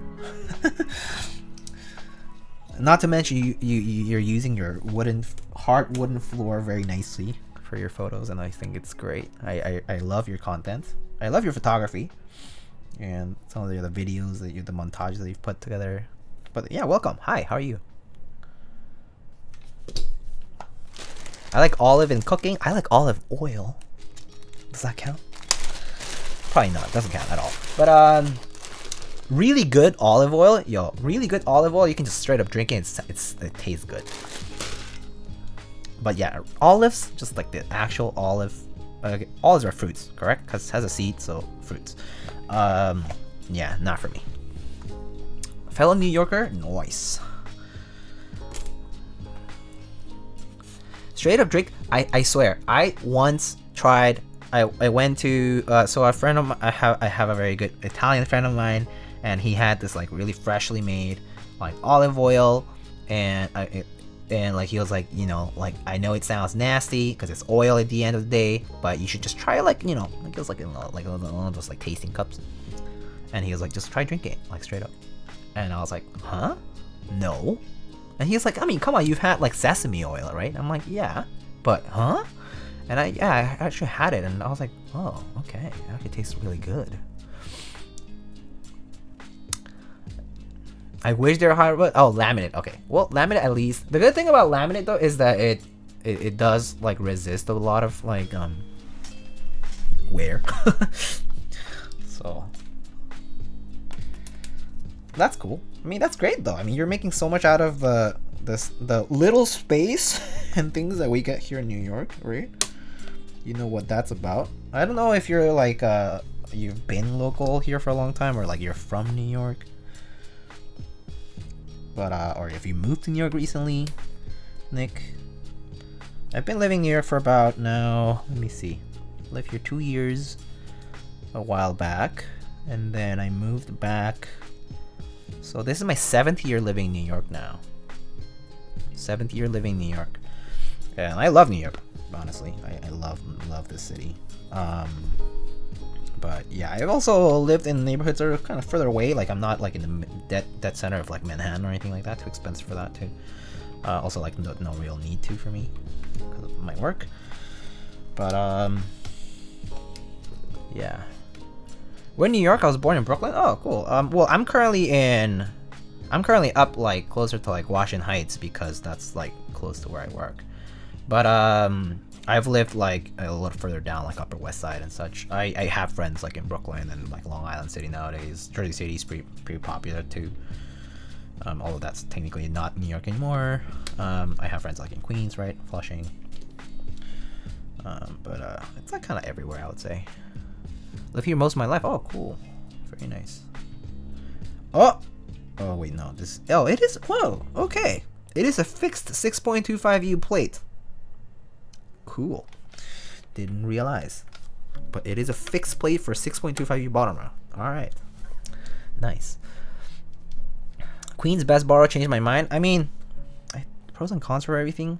Except for Staten Island. That's just a con in general.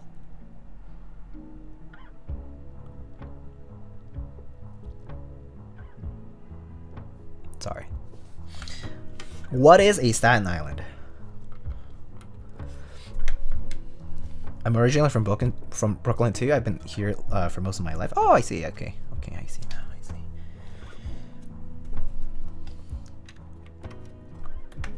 Do you like alpacas on PC plate? Yes, I do. I do like alpacas in general as a switch. Okay. I think alpacas are I think alpacas are hands down one of the best switches out there, right? Because they're just smoother out of the box, easy to lube and mod and whatever, and you know they do really go well with pretty much every build really that I've tried them on.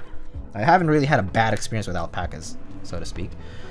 But yeah, I personally would say polycarb, aluminum. They're both materials I've tried with alpacas. I've also tried carbon fiber with alpacas, pretty nice. And POM. Yeah, but I mean plastic plates are kind of all very similar to each other. The only reason to go to Staten Island is to use a bridge to get to Jersey. Yes. Either you do that to go to like to be in Staten Island, like maybe you bought a house there or something that's cheap, right? Which I know somebody did. Or you maybe work, like you have something work related in Staten Island, but literally nothing that I can think of would take me to Staten Island on purpose. I would have to be dragged there because there's literally nothing else I can do about it. Right? Anyway, And that's me having lived here for like, you know, just 7 years, which is not that long. It is longer than the average New Yorker who, you know, normally they just come around for a few years and then they move out, right?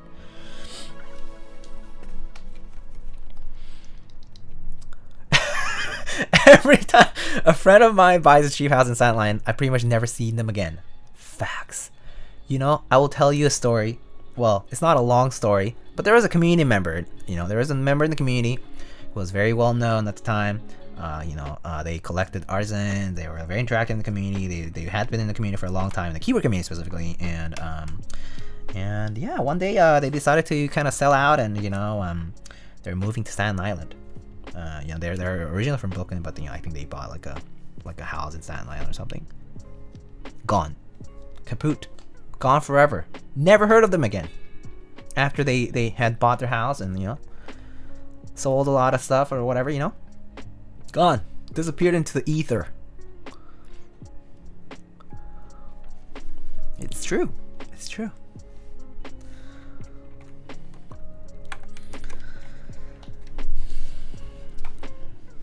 Anyway, alpacas on palm? Yes, very nice. Do you think alpacas would be good in thermal? I would give it a try, for sure. I would give it a try. Do you currently have a 9 to 5? No. My schedule is pretty much all over the place. My schedule kind of just shifts around depending on when they need me for work. Hannah May says, I've been in DC for a while now. I used to live in DC. Hi. And want to visit Manhattan for some time. But is it worth it to go with everything going on?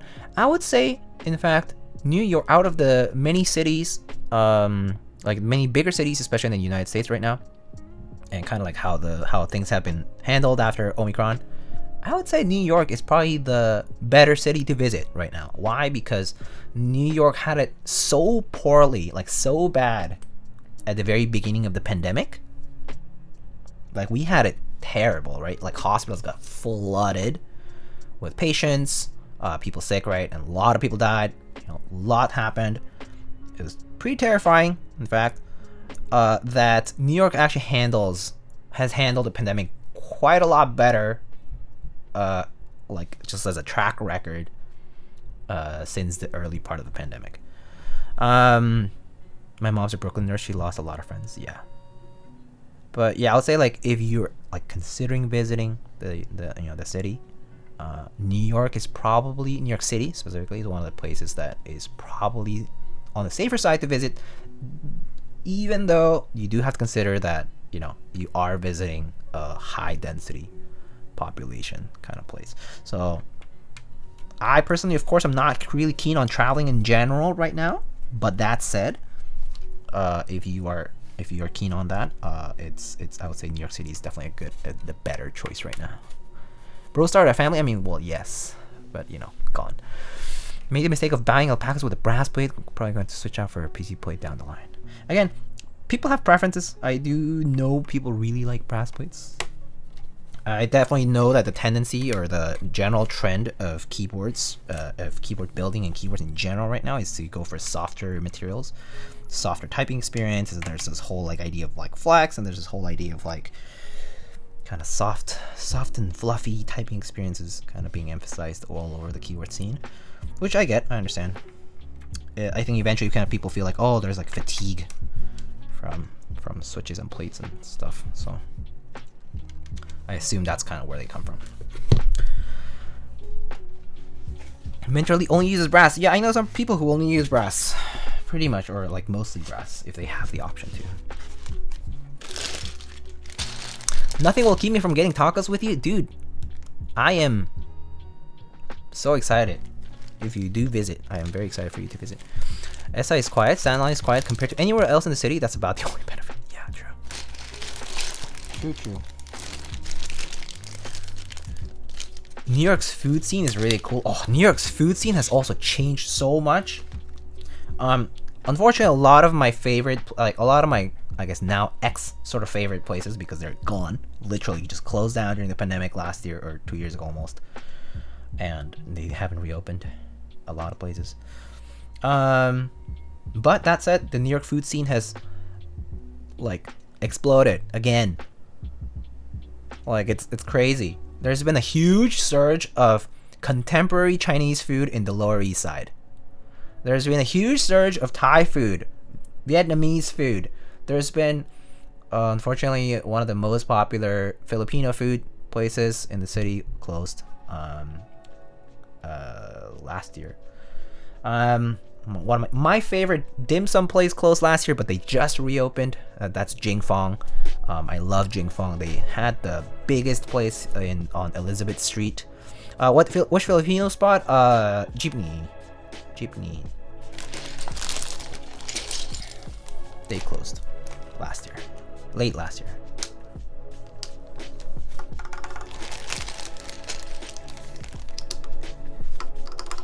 Is that the big one in Chinatown? Yeah, the yeah, the Elizabeth Street one, the Jing Fong on Elizabeth was the big like theater house kind of in Chinatown.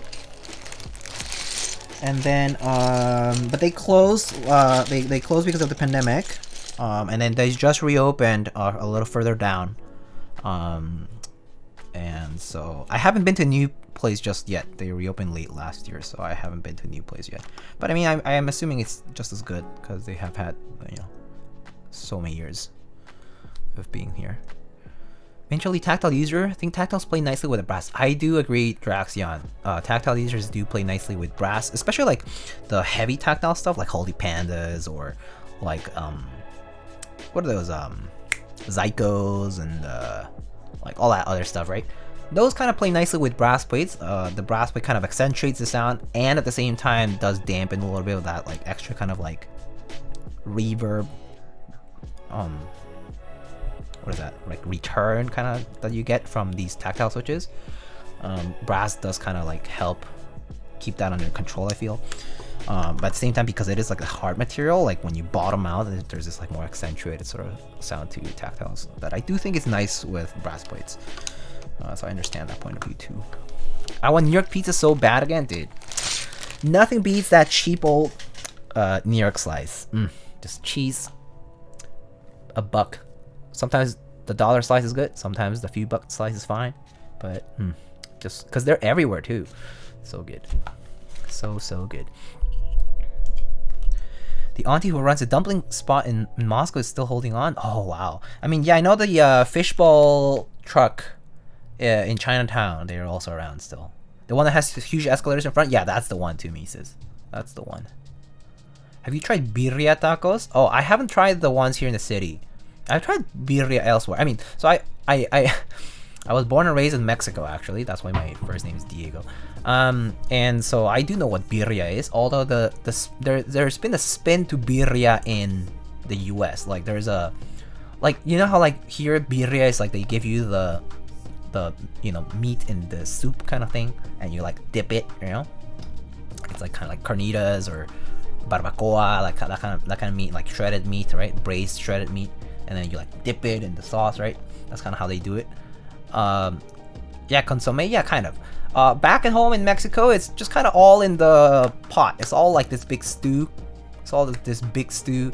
And you just have a pile of tortillas in a towel, hot tortillas in a towel, and you just grab a tortilla, just split it up and just grab directly from that big stew of meat and the juice and all that good stuff. Obviously it's done to have a more presentable sort of dish, but yeah, birria, the coming up of birria has been pretty interesting. I started noticing that like last year or so, and it's been interesting, but I haven't tried it like more than once. So have you tried mole poblano? Of course, mole poblano. I grew up with that. I know. De res o borrego, ¿por qué no los dos? Yes, both, no doubt. Get some dim sum. Hello, how are you? Tune in for food talk, perfect time. I know. What's up? What's up, dim sum? How are you doing?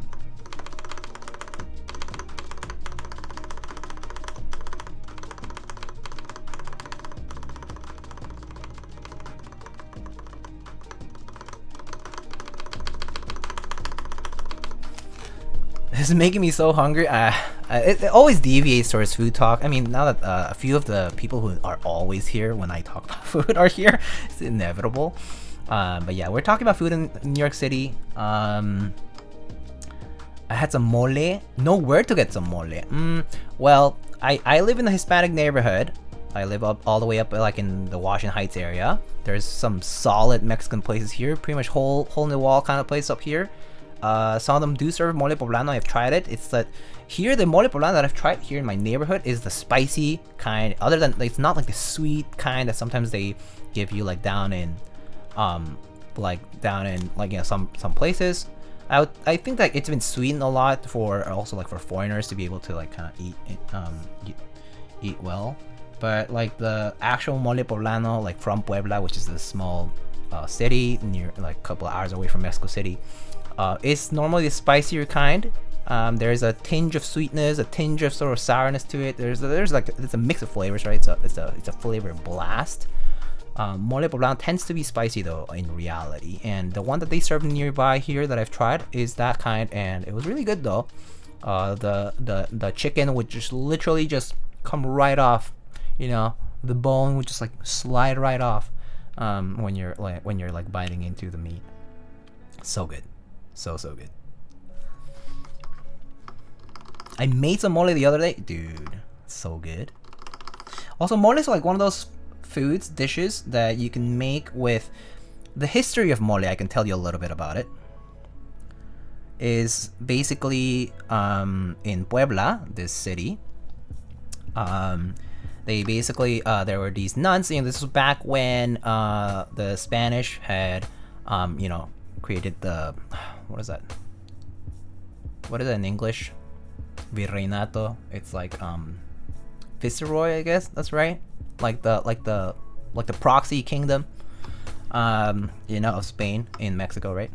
Anyway, during that time, right, when they were like still in Mexico, the nuns were basically asked, like from this church, where they were basically asked to serve a new dish for a visitor.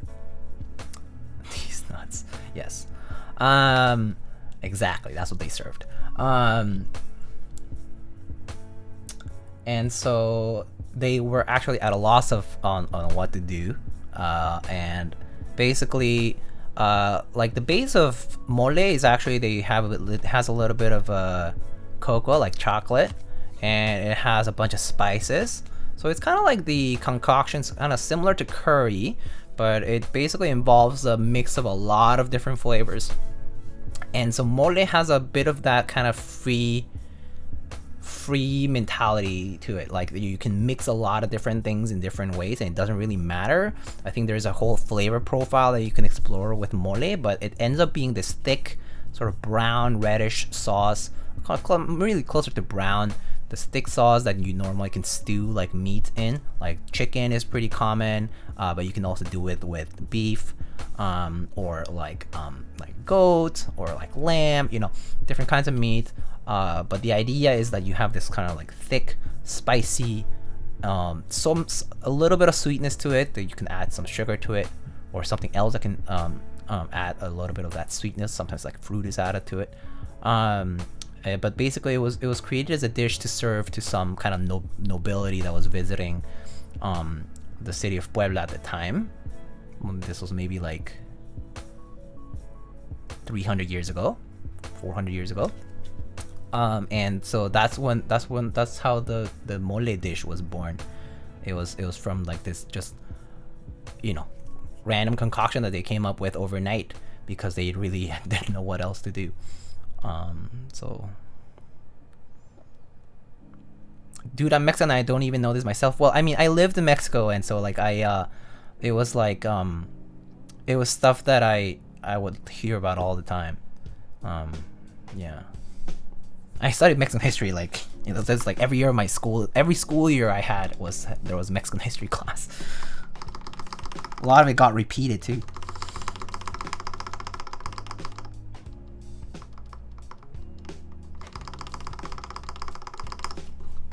The left side of this interstab needs just a teeny bit of lube, which we can straight up inject here slightly. Alright, that's good enough. Doesn't need a lot. I still have yet to try mole. I very much want to though. It's amazing. It's really great.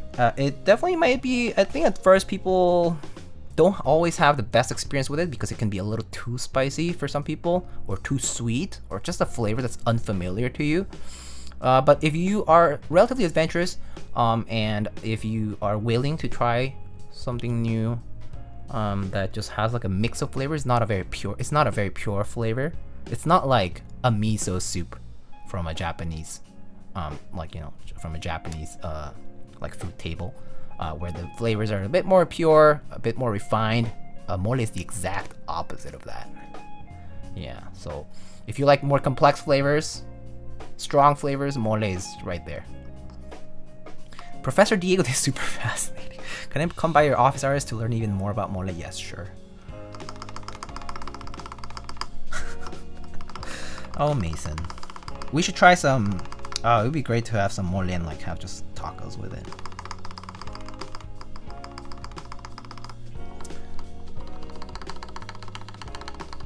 Mexico City looks like a beautiful place. I am so proud of Mexico City. It's my home city, right? My hometown. Mexico City is such a beautiful place. Like, it's so colorful.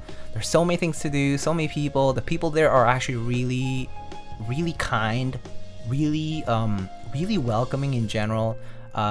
There actually is kind of a bit of a stereotype where people from Mexico City are like very welcoming compared to some other parts of the country where like people tend to be a little bit kind of like more skeptic when you're like a new visitor, or like when you're like new to the city, like you just moved. Although, I mean, of course, people have moved around a lot now with the times, but there is a bit of like a stereotype of Mexico City people being like the more welcoming kind.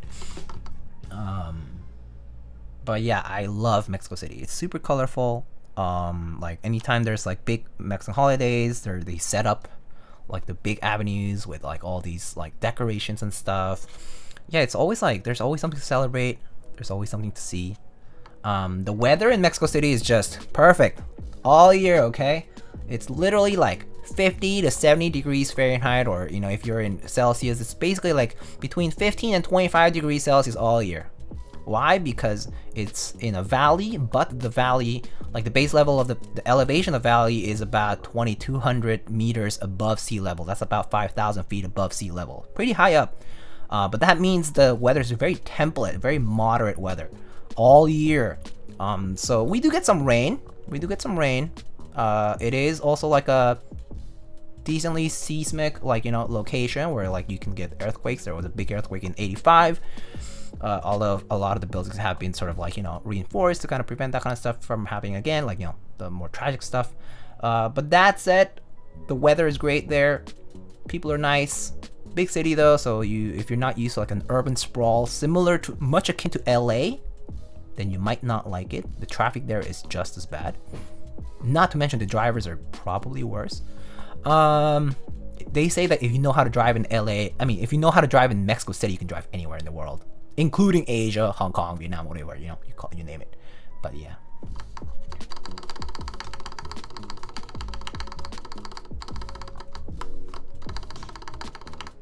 Spicy Mexican candy is also a trip trying for the first time. Yes! Like tamarindo, tamarind flavors, like the tamarind candies, like pulparindo. Oh my god, pica fresas. Woo! Sheesh, so good. I love Mexican candies too. Or like spicy mangoes, right? I mean, spicy mangoes are easy. It's just sweet. A sprinkle of a little bit of sugar and spicy, like, you know, like the spicy flavor, like chamoy. It's okay. It's good. But yeah, you gotta go further.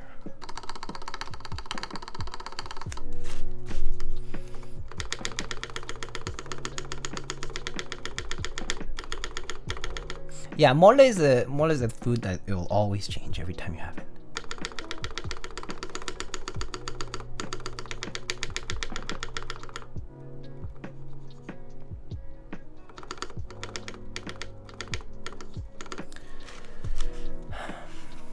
I love to go. I think you would love it if you did visit. There's so much to do there.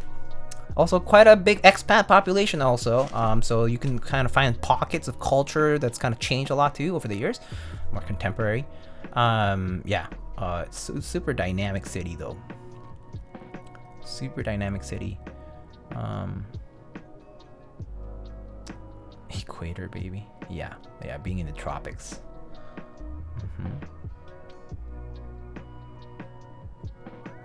Good barbacoa is like crack. Yep. Any meat that's been cooked for a long time for that flavor to really just come out, and it's just soft, it just melts in your mouth. So good.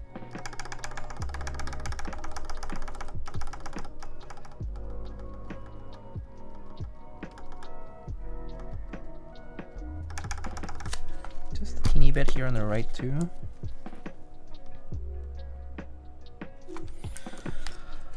Just woke up from a nap. Welcome back, Sean.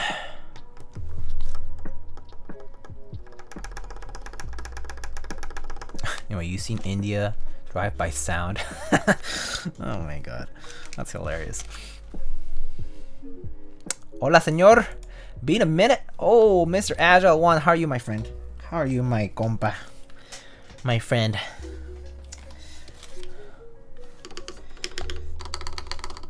Fellow.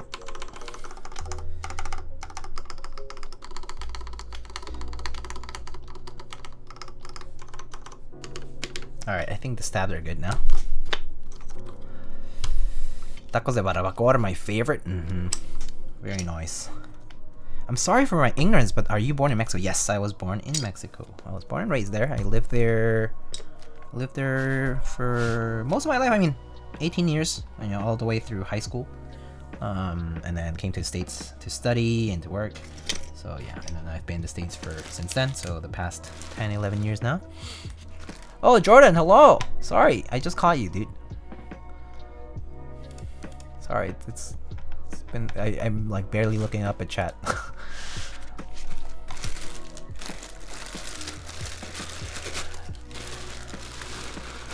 Lengua or bust? Dude, I agree. Lengua is so good. Lengua is just... that... nothing like lengua. Just melts in your mouth. Literally... it's like a chemical reaction, okay? Like an organic chemical reaction. Like dissolves like. As soon as lengua meat, tongue meat, beef tongue, touches your mouth, like touches your tongue inside, you know? It just melts. Just dissolves. It's just that good. So good. So good.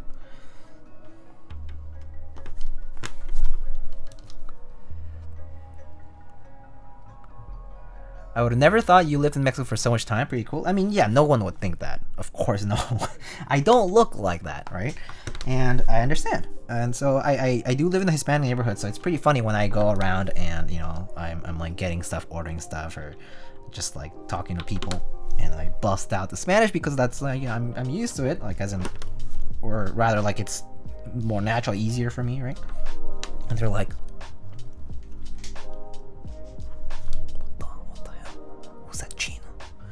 Chino hablando español. ¿Qué pedo? What the fuck?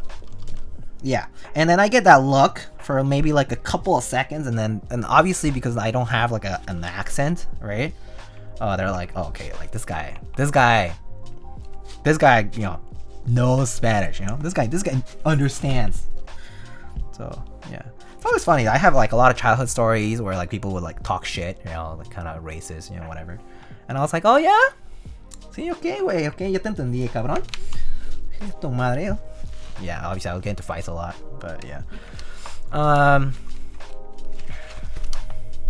so excited for tomorrow. I have to go get tacos from my favorite truck. Oh, that's great. I wish my favorite truck was around for lunch, but they're only around for dinner. So like nighttime. They're around from like 5 to like 1 a.m. So yeah. No mames. Yeah, exactly. No mames, güey. Como de que habla español ese chino. Just like that. That's a little too Mexican. But yeah. Recommended a lot and got mixed reviews. Okay, I get it. Yeah. I think I saw Diego on World Star before. That is so cool. May I ask what ethnicities? Well, I'm ethnically Mexican because I was born and raised there, and I do identify a lot of my cultural side. Like I do identify with a lot of Mexico. So like I'm like, you know, I do share an ethnicity with Mexico, like ethnically Mexican. But my parents are Korean. So So yeah, like most of my family, my extended family is Korean. So yeah, so that's why I look more Korean. I do behave a lot more Korean in certain regards. But like, you know, from my upbringing, from being in my house, at home, you know, I do speak Korean, like the language I do speak at home. I like Korean and Spanish were the two first language I learned. English was actually my third language, but nowadays I would say like my English is better than my Korean because I never had like a formal Korean education where I like learned Korean from a textbook basically. So my Korean is actually my weakest language as far as what I speak and write. Yeah.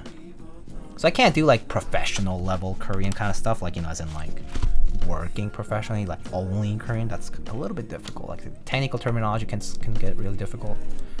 Yeah. Hit them with "Estás estúpido as fuck." Yeah, güey, estás bien estúpido. Estúpido as fuck, como le dicen.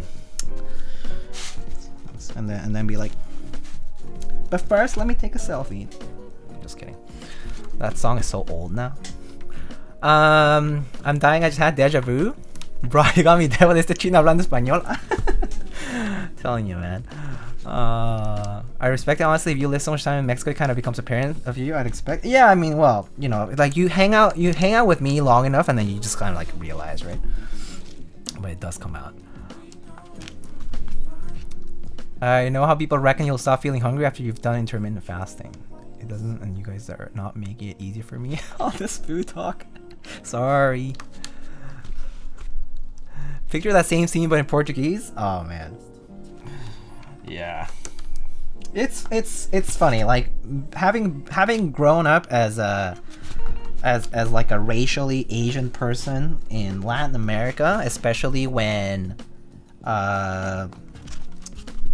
it's changed so much over the past few decades, culturally too, and kind of like the acceptance of different cultures too. It's super interesting.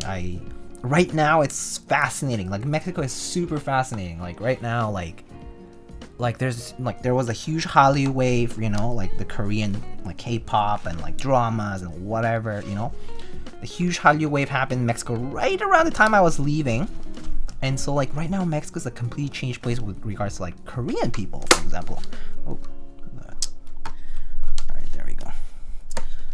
Oh, you see, it's a flex cut here. Let's see here. It's very, very tough. Okay, there we go. But yeah, it's so different. Yeah, it's the flex cut here. Can you say the color purple in Korean? 보라색? 보라색. 보라색 is purple in Korean. 보라색.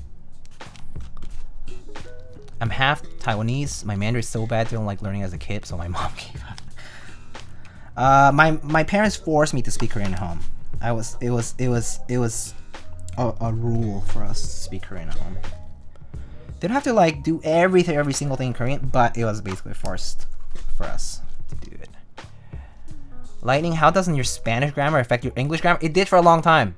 Cognitive wonder, as much as I would like to deny that, it did. I had an accent when I first came to the States.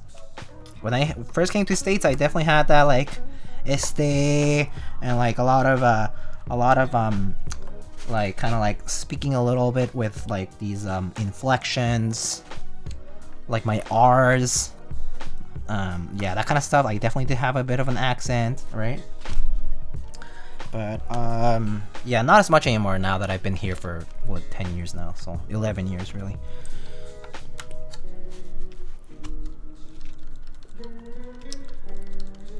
Did your parents move to Mexico from Korea? Yes, they did, of course. They immigrated there a long time ago. Now they're currently in the States now because they wanted to live closer to me and my brothers. But yes, they did live in Mexico for, you know, like 30 years basically. What language is easier to learn if you are barely starting, Spanish or Korean? It depends on your background. If you have a background in like English, Spanish might be easier because you share that Latin root to some degree. However, Korean is actually a very interesting language to learn because Korean has the probably one of the most intuitive alphabets, or like alphabetic systems. The alphabet is phonetic in nature. You basically combine vowels and consonants based on their sound. But then you have to learn the grammar, you have to learn vocab, right? Like just as any language. That part is like gonna be inevitable for any language regardless of what you want to learn. But Korean is known to be a language that's intuitive to learn due to the structure of the writing system and so on and so forth. So yeah, but I mean, Spanish could be easier for you because of your, like, if you do have like a Latin or like a, you know, like an English, like English does share some amount of linguistic aspects with like the Romance Latin languages. So yeah. I wish my mom forced me more TBH. Now I speak Chinglish. I mean, it's tough as a parent. It's so tough. It's like you want your child to kind of feel like they're doing it because they want to, and be accepting of the culture, because if you force it, they might become resentful, and that's the last thing you want as a parent, right? Like, I know that if I ever have children, I want to teach them Korean and Spanish and English, you know, whatever I know, but I don't think I could force it. It's hard. It's like, what if they become resentful of what I want them to know or hear or like be part of culture, or like feel like that sense of belonging? I certainly had my own identity issues for some time, and I had an identity issue kind of like growing up, and then I struck a bit of an identity issue living in the United States because of like kind of like I started discovering like Asian America. So I kind of was like unsure, or like the school I went to for college, there were not many Hispanic people, and also like even if they're Hispanic, it was hard to relate because Mexican is very different from like Hispanic, like, you know, Mexican American, like the culture is completely different. It's also like here, like a lot of the culture in like among Hispanic Americans, like Latin American people, it's like Latinx people, it's influenced heavily by like there's like the Dominican side and the Puerto Rican side, and there's like all these other things, all these other aspects, and like, you know, there's been generations of Mexican people living in the States, which has obviously just transformed over the years. And so I had a bit of an identity crisis coming up to the States, and I, you know, slowly discovered that, and kind of like found myself identifying a lot more with my Asian side, like Korean and like just Asian American side, like Asian American side, and then like, you know, I started like getting more involved in like social justice, like AAPI stuff, you know, affairs for AAPI people, you know, Asian American Pacific Islander, and so like, you know, I've kind of had a bit of a mesh of everything over the years, but it's like all been at different times of my life. Yeah. I could not roll my R's in high school Spanish to save my life. It's hard. Rolling your R's is hard. I try very hard to make sure I don't speak Manglish, Malaysian English. Singlish is a language on its own, yeah, for sure. Oh wow, I'm actually trying to learn Hangul since last year. Oh, Nico, that's cool. Did you join the Iron165 R2 group? I did not. 4 quarters. Anita Blajab, or Anita Blahab, I'm not sure. But learning to write Hangul is fairly easy, but talking though, different levels. Yes, speaking in Korean, speaking and kind of like creating sentences in Korean is pretty hard for a first-time learner. Alright, let's see. My dad would have no clue what we were saying. Want to ask about your experience with the pewters. Does 0.15 TX film fit them, or should I get the 0.125 one? I believe I use 0.15 films if I did. The only build I have with pewters flurry sticks is my Salvation, and if you look at the description, if it says TX films or something like that, or Deskeys films, standard thickness will work. If you know a Romance language, Spanish could be a bit easier to pick up. Yeah. That PCB color. Oh, Gondo, Mr. PCB designer himself is here. Mr. I put a quote about something on every PCB I make is here. This one says, I'm an engineer. I don't care for aesthetics. Designed by Gondo Lermdrim for Smith & Rune. But yes, every Gondo PCB has some kind of quote on it, some phrase that captures the spirit of the work. Anyway, yeah, Latin people are the furthest thing from a monolith, very, very diverse. Yeah, for sure. I do find the study of languages fascinating, says Andromeda Keeps. My favorite language to learn and speak is Norwegian. That's because my girlfriend is from Norway and I'm a little biased. So, I used to date someone who was Chinese American, and culturally, their parents were from Hong Kong. So I was very interested in learning Cantonese, and that's kind of how I started learning a little bit of it. I learned a lot about the food because I love food, you know. I was like, I want to know, I want to go to dim sum place, and I want to be able to name this and that, or at least know what it is, you know, what it has, what it is, or if they're talking shit about me, I at least want to know, like, what does, you know, if someone says like Pokai, I want to pick that up, okay, you know. So yeah, I was interested in Cantonese for a bit, and so you know, I understand that kind of bias. That's normal. All right. Someone who was born and lived in Asia till I was 14. Don't feel as strongly as my Chinese identity as some of my Asian friends who were born in New Zealand. I mean, yeah, it's all about upbringing. Nature versus nurture, and it's always a mix. There's not a right answer. French immersion. Oh, very cool. Draxion. Wow. So diverse, guys. Y'all are super diverse. That's so cool. Vous parlez français, monsieur? I was afraid the JWK housing would be too tight, like the creams or whatever. No, JWK housings, I think they do vary a little bit, flurry, but I think 0.15 should be okay. Oh, you're fine, cognitive. I thought Norwegian language was just black metal. Yeah, dude. It's just power metal. It's just symphonic music too. Oh man. Oui, mon français est terrible maintenant. Mlex, hi. Yeah, Pokai. Yeah, you know. I don't know the things that people say around you, okay? I don't know the things that people say around you. Hey, someone calls me like Lengjai, I'm gonna be like, oh, thank you, huh? You know, I'll be like, oh, Doje, you know, hell yeah. It's like, I wanna know the things that are good and the bad things of like the different languages that I pick up here and there, you know?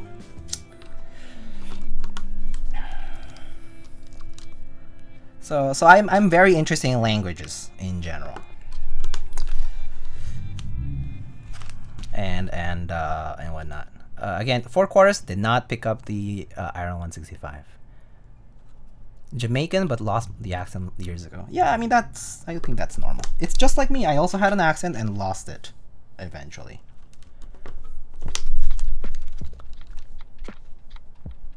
My headphones were off, but I heard black metal. Gondo saying about Norwegian people.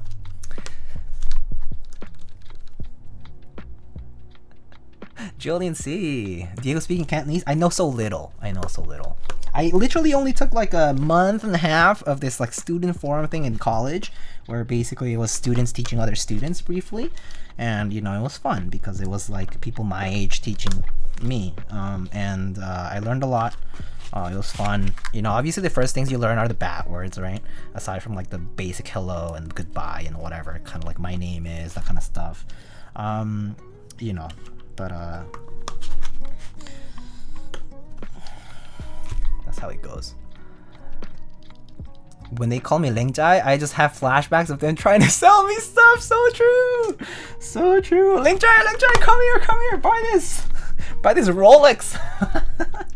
I don't even know. Oh my goodness.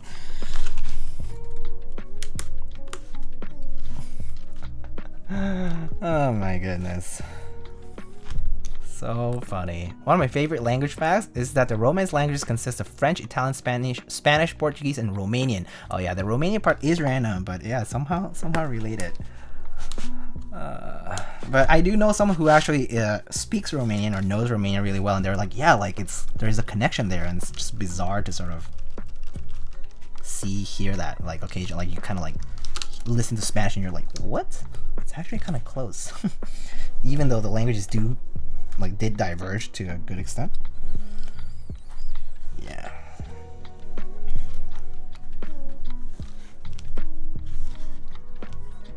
Do it like I did. Meet someone at a metal concert. Oh, Gondo offering dating advice. Meet someone who coincides with your hobbies. Very true. Very true. Facts. For sure.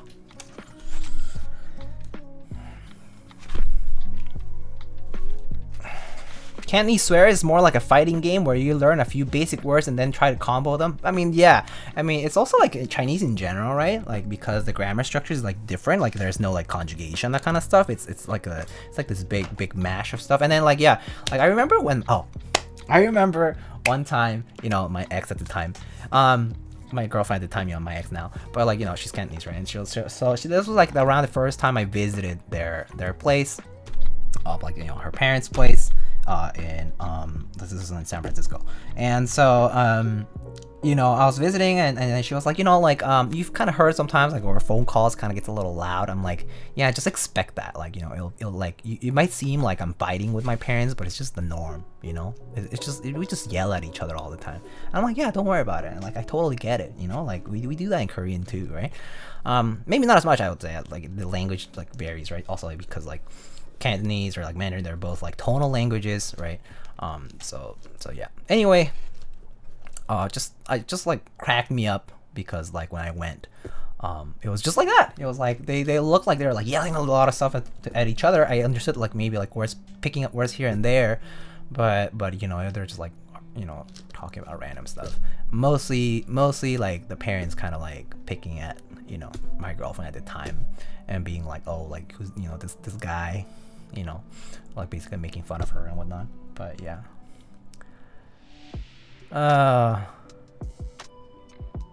Fun. It's fun stuff. Fun stuff.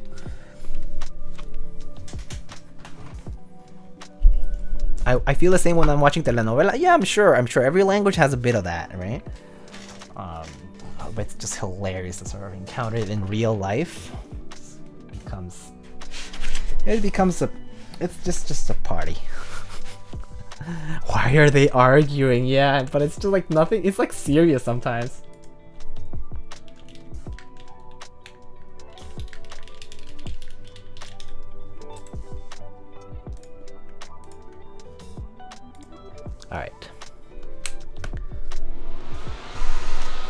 Alrighty, so some background noise, as you would expect from the fan here. Gonna start soldering now. Are there any new people in chat? Like people who are new to keyboards in general?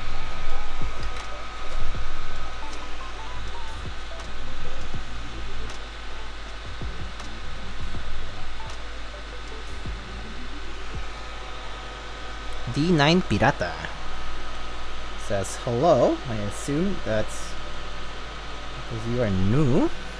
No, notice me instead, Derpter bro. Notice me, senpai! Senpai! Notice me, kudasai! Basically. Watch my Japanglish. Notice me, kudasai.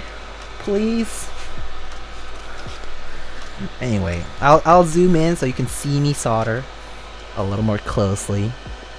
Just kind of see how it works. But soldering is very easy. I basically all you do is with iron you heat up one of the pins here. You heat it up because this is a 350 degrees Celsius, very hot. Don't touch it with your hands ever. Don't.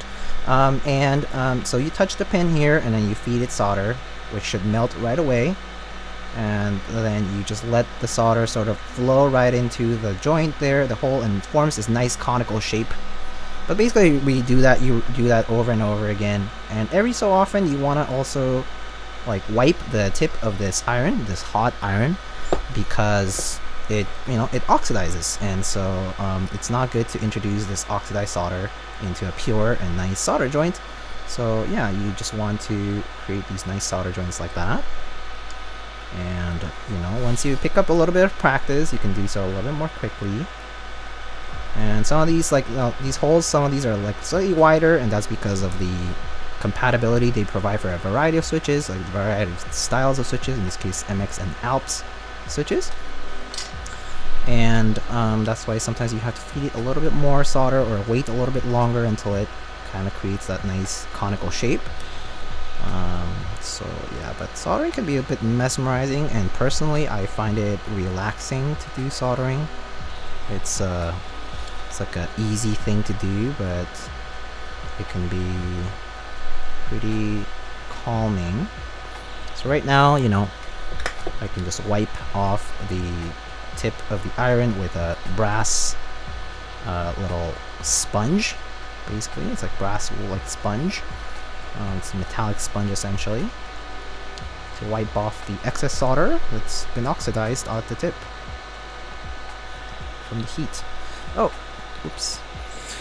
Why is the fan? The fan is for the fumes, yes. Funny, no one uses the term weeaboos anymore. Yeah, kind of true. Make sure to lick the top of the iron before soldering makes the process smooth. It'll certainly make chat tell you that you have a smooth brain, but also your tongue will be smoothing out from the burn. So don't do that. Don't listen to Draxion ever. Just kidding. But yeah.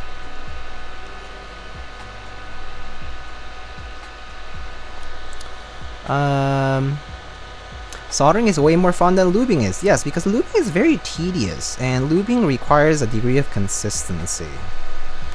Just requires a lot of attention. It's like very attention heavy. Very, it's like just demanding.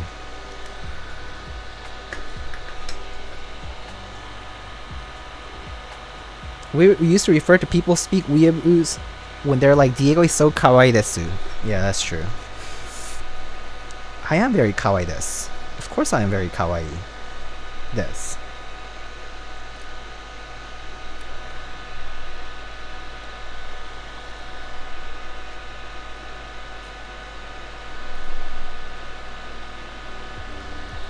Oh, Gatinas, hello. How are you, my friend? The only thing I'm worried about soldering is solder in the wrong hole. I would certainly be worried about anything in the wrong hole. Solder, specifically. Especially the bottom row? Yeah, makes sense. Especially the bottom row.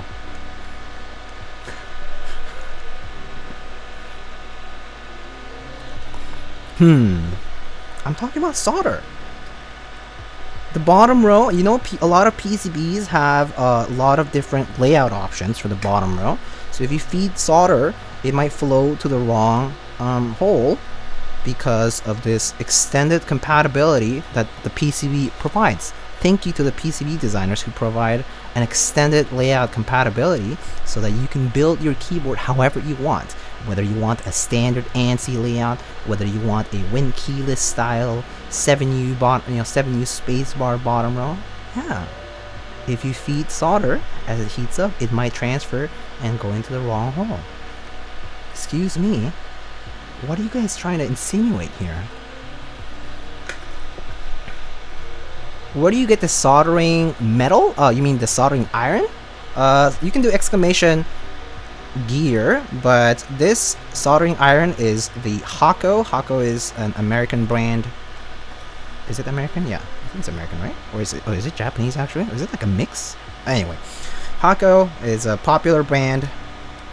They produce these wonderful soldering tools. And this is the FX888D model. But you can find all the details. You can find this on Amazon. There's cheaper ones too. The Weller ones are pretty nice as well. There's also some other ones that are like wireless and whatever, because they're like rechargeable battery and whatnot.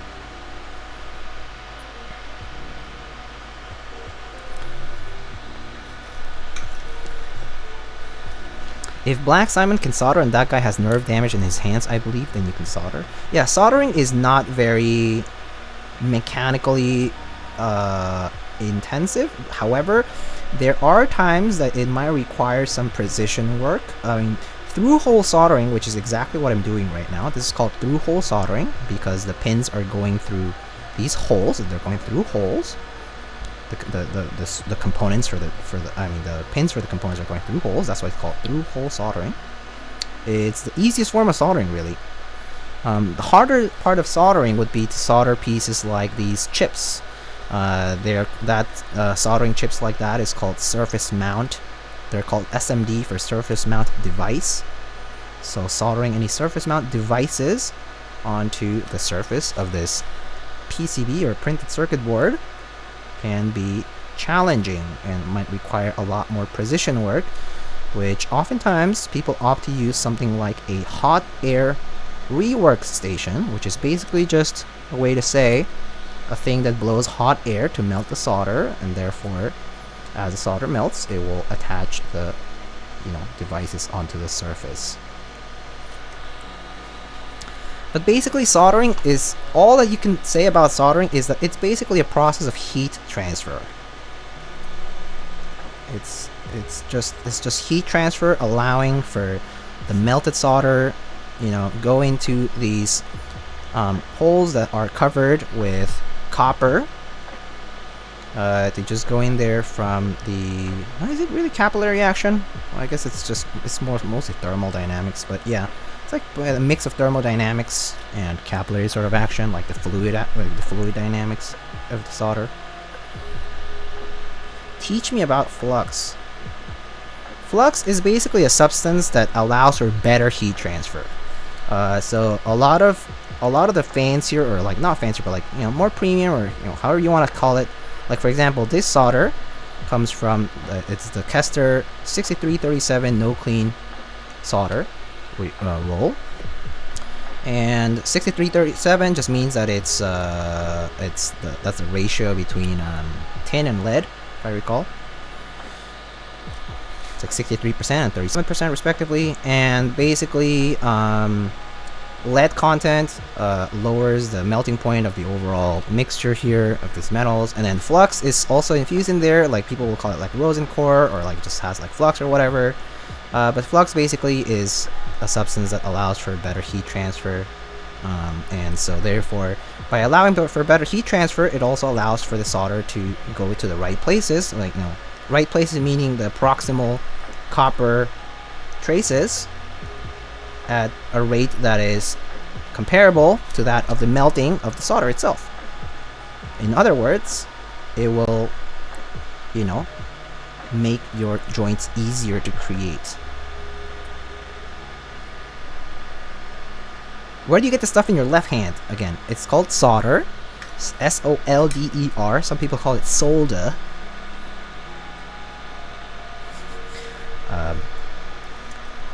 Teach me about Jesus. I could teach a lot about Jesus, by the way. But because I did go to Catholic school, by the way. So if you want to know about Jesus, I could definitely teach you about him. I've read the Bible a couple times. I've gone to church a lot. Please don't. There we have it. Someone vetoed it, so maybe some other time. But I mean, I'm not really a devout religious person anymore. Haven't been for many years now, I guess.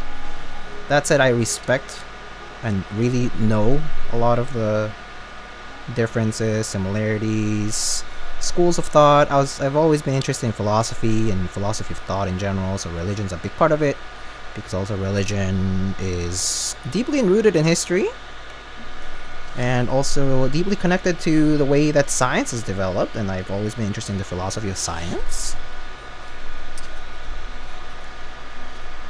Teach me about Jainism. Oh, Jainism is kind of fun. Studied a little bit in world history class. How do I get the red dot on your right thumb? You just need to hurt yourself. Don't do it. Not recommended. What color skirt did you wear? Excuse me, this is a shirt, and I'm currently wearing a gray t-shirt.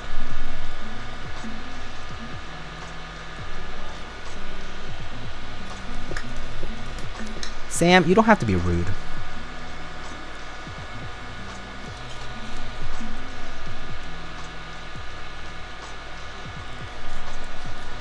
going to church is so normal as a kid in a Latin country. Actually, very true though.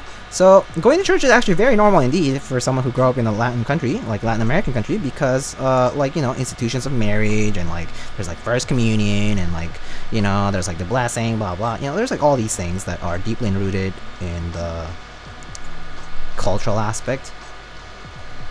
And you know, doesn't necessarily mean everyone's a devout religious person. It absolutely doesn't mean that at all. It's just part of the culture though. How dangerous is inhaling solder fume? It is dangerous over long-term exposure. It can lead to lead poisoning.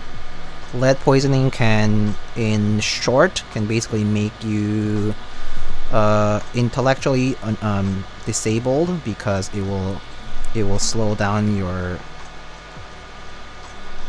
neuron firing. It will also damage your lungs. It can also cause interstitial lung disease, eventually, with enough buildup. Yeah, real brain damage can happen from lead poisoning. Lead poisoning is particularly bad for children. This is why when you have buildings painted with lead content, that's why the warnings for lead including paint are put for older buildings, because children will eat scraps of paint, and the reason for that is because allegedly it tastes sweet. So a way to actually screen for children eating paint from old buildings is from their breath. It smells sweet. Anyway, stuff I learned in med school.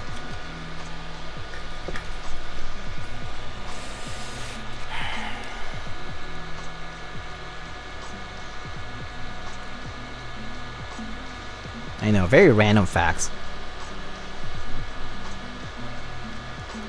Bro, my mom and grandma used to throw holy water to cleanse the house.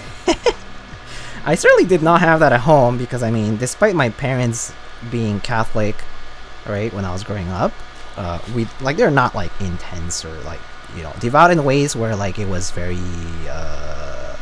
counterintuitive, so to speak.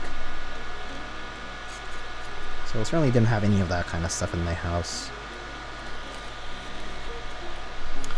What's a fact you think everyone should know that you learned from med school?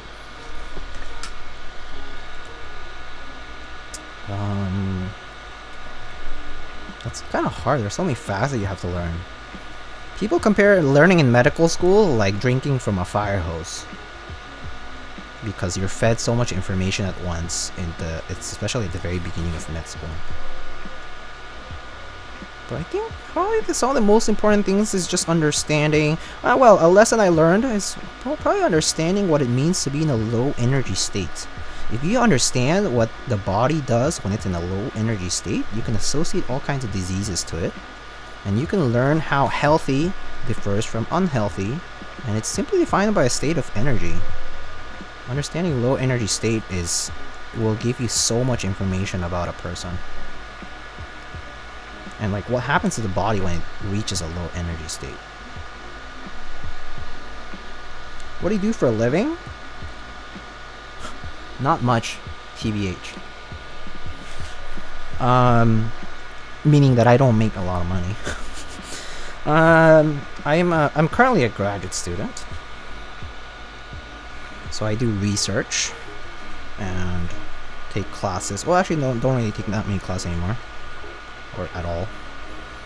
Yeah, so I do research, and yeah, the keyboard thing is just a hobby for me. I do it for fun. I enjoy building stuff.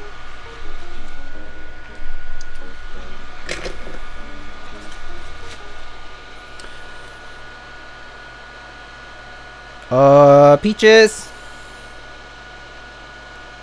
Someone's 10 in the chat.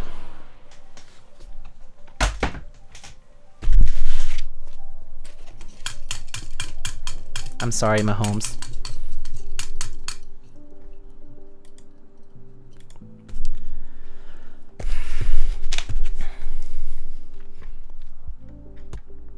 Do you have any experience building OTD keyboards? I've built a couple.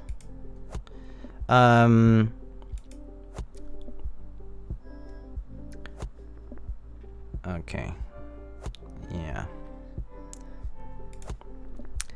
I'm sorry, Mahomes.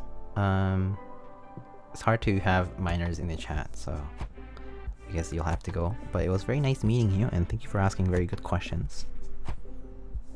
But take care.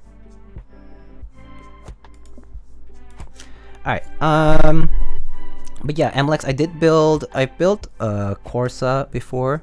I built the OT356 Mini and a 456 GT before. Flashing is definitely a complicated part of that. Particularly because the firmware is old. I think for your... I don't know if McLovin's newest PCBs, like the ones that they developed, are functional for the cheat. You would have to get a PCB and a plate in combination though for that to work. So I would say that yeah, flashing can be an issue. I don't remember having to flash firmware myself at the time because it was already flashed into the microcontroller. What if I'm mentally 10-year-old? I mean, you're not too much different then from me. Alright, let me go back and just catch some parts in chat. Soldering two wires together, truly crisp process. Yeah, it can be kind of complicated. Hako is Japanese. Thank you. Nihon Jam. Thank you. That's what I thought actually. Just totally forget that they have a big American headquarter too, so.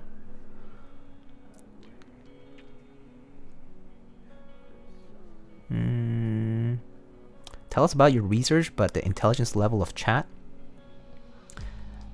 Explain like I'm 5. I basically do research relating to creating pictures of things, of tissue, of cells and things like that. And then based on that, we're trying to understand diseases like breast cancer or like other types of cancer, or, you know, we study all kinds of tissue, heart, breast, yeah, etc., etc. Internet cancer, yes. Understanding the cells of internet cancer. That's right. Out of control, just like all kinds of cancer.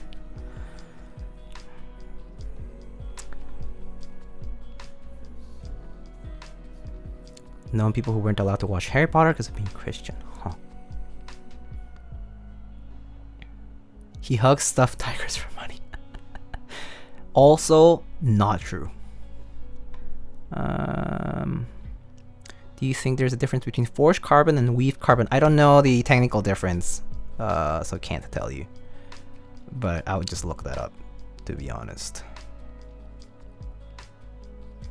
Wait, why did Machamatsu get timed out? Oh, did they use a T word or something? What I believe is the original PCB and plate. I have no idea if it's flashed right now. I mean, yeah, the only problem is that the only way to check that is for you to solder an actual cable onto the USB through holes. So it's always a pause when I explain to people what I do for work. Yeah. Praise med school? I can never. I mean, yeah, it's hard. I asked, what if I'm mentally a 10-year-old? Don't do it again. I'm explaining context. Oh, I see.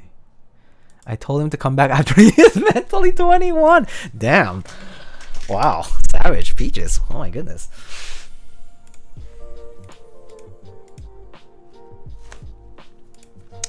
Okay. Soldering is done. But yeah, MLEX, I would say that you would have to, yeah, to actually know whether it's flashed, you have to pretty much be able to plug it into the PC to basically know whether it has like a bootloader or like, you know, like has some behavior that it shows. I like have done like ISP flashing before and such, but I don't know like the intricacies of the software, like the icon software for the OTD stuff. So I cannot give you like all the pointers. I think there's probably more experienced people than I to help you with that. But that said, if you can direct more information at me, then like I could maybe try and help. That's the best I can do. I just don't have the info on me. I could probably ask some people.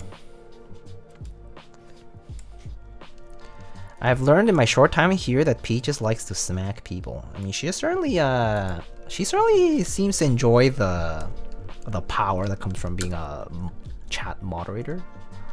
At least that much I can tell. One drunk man, don't start. I see you. I just didn't know where to look. Yeah, there's a few people who probably have tried like done flashing and stuff. I know that Proximity, he did it for like his OT356 Mini, but I honestly don't know if it's the same as the cheat though, because the cheat kind of came in a lot later.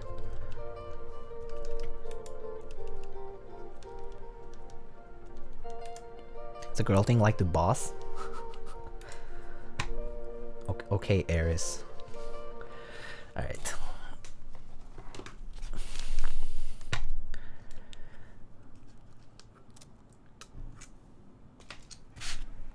Alrighty, PCB works.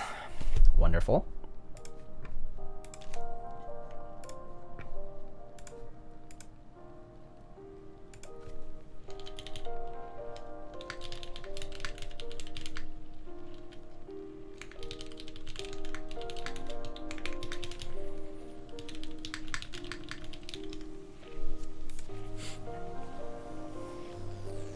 Have you heard about a Spotify drama? No, I have not.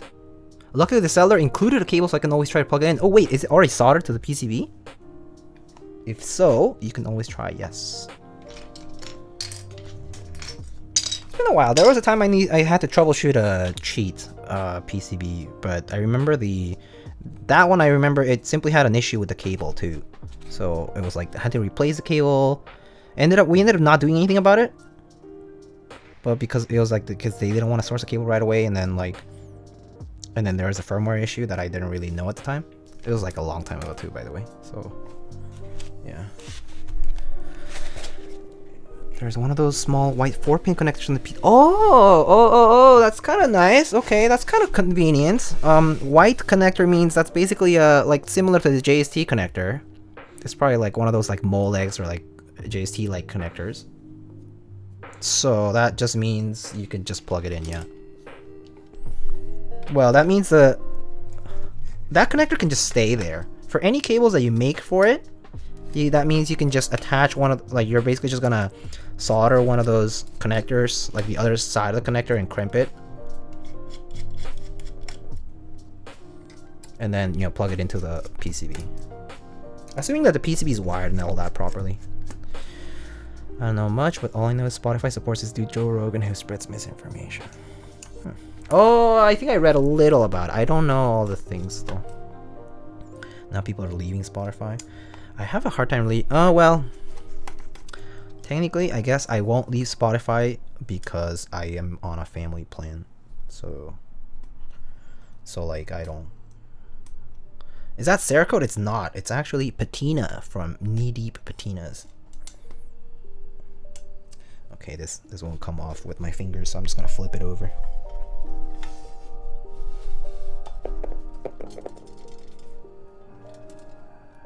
Okay, it's not completely screwed.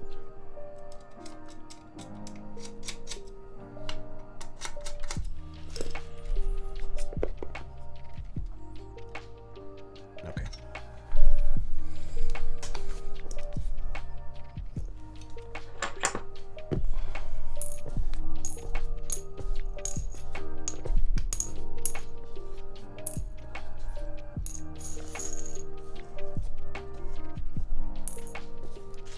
Holy, how do you get that weight? Magic, basically. Magic.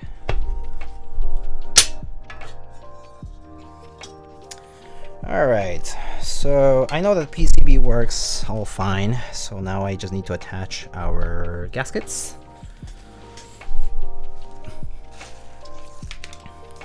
Monet? Yeah, Monet. That's basically what it is. Monet, like art. I had a hard time too, but I successfully moved to Deezer. I think these nuts. These are nuts. Just kidding. Sorry, it's already too tempting.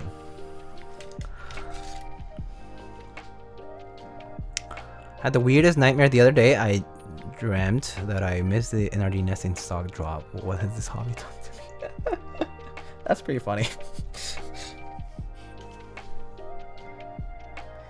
You're addicted, my friend. Stop it. Stop. Oh, wait a second. This is not quite centered, is it? Looks like the length of the strips is ever so slightly shorter than the cavity. So I'm gonna just try to center as much as possible. Stop, get help, yeah. I just want Spotify to finally add lossless audio already. Oh, like FLAC basically. I guess that would be nice, yeah. Although, I mean, personally, okay, I'm not an audio snob, FYI. So I can't tell the difference, really. It's not a huge difference anyway. It is slightly different, but it's not like big enough for me to care. If it's high enough quality, it's fine.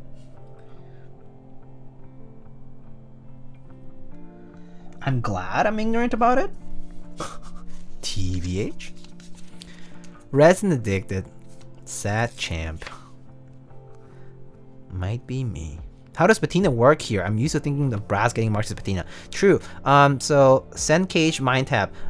So I believe it's basically a form of patina that forms due to addition of like certain chemicals. Like it could be like acid or sort of like a dye kind of process.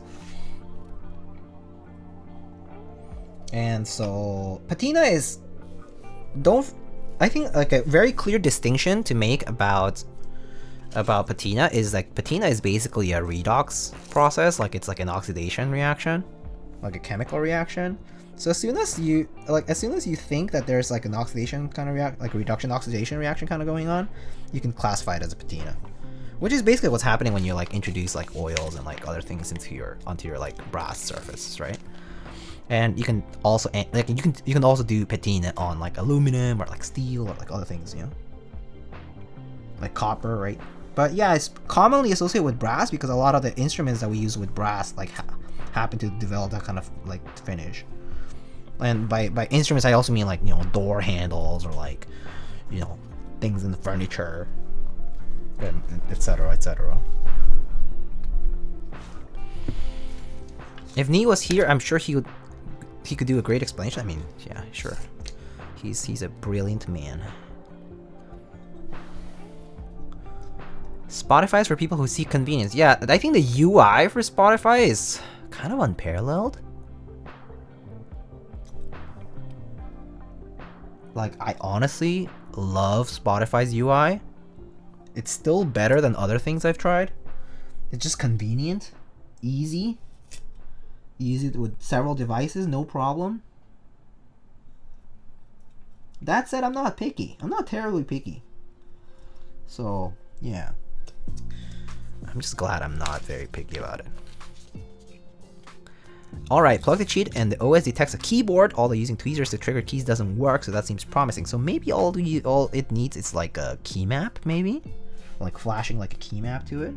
So detecting a keyboard is already a good thing, or detecting at least detecting the chip is already a progress without it like fizzing out. So yeah, MLX, that could be good. I hope I can help, but I can't guarantee anything for now. We can look into it together, I guess. I don't know where exactly to start, but we can look into it. It'll be a process probably. Spotify $5 for students. Oh, that's true. It's like Amazon Prime. It's like Amazon Prime. It can also it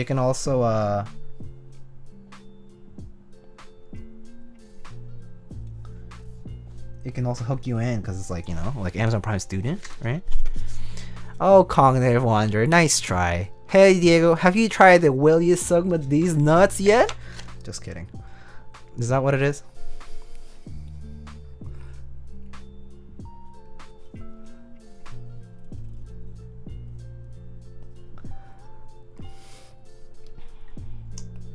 Same, but different. Too easy. I'm not as easy as Alex, okay?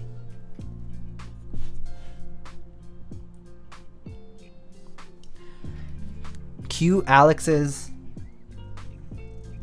sad music. Sad story music.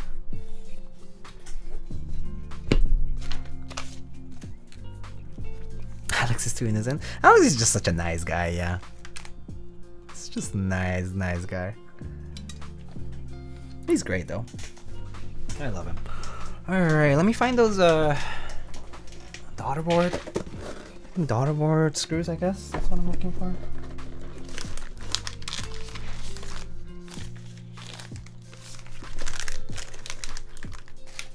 Where did I put the hardware? Oh, here. Okay, let's see. This does not have daughterboard screws, or isn't? Doesn't have it there. Okay, well, I think I should have some M2. Wait, is this it? Oh, I see something. Oh, okay. All right, here. There's some screws over here. What do you think of the Iron180 build so far? I mean, so far so good. I did build a Iron180 off stream, and it was fine. I do think that the brass does bring out a little bit of resonance to the case. I personally am not huge on the design just because it's a little just kind of too square, and F13 is not necessarily my cup of tea. It's nice, but it's not like a necessity for me, so not a deal breaker either. It was okay. Nice board. I mean, I would say like what I would expect from a isolated sandwich gasket mount or whatever, and the brass kind of as expected also kind of can bring out a little bit of resonance if you tighten it a little much. You can also like loosen it a little bit to kind of get rid of that if it's just a little bit of tweaking required, but at the same time it is just a heavy metallic case, so yeah, have to know where to set your expectations there. Have you tried some guantes? Like guantes as in like gloves?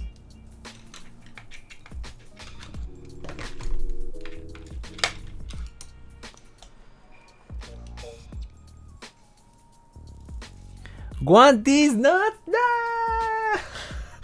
That's such a like, it's such a like, it's almost like a Mexican joke, dude. Guante these nuts, órale, güey.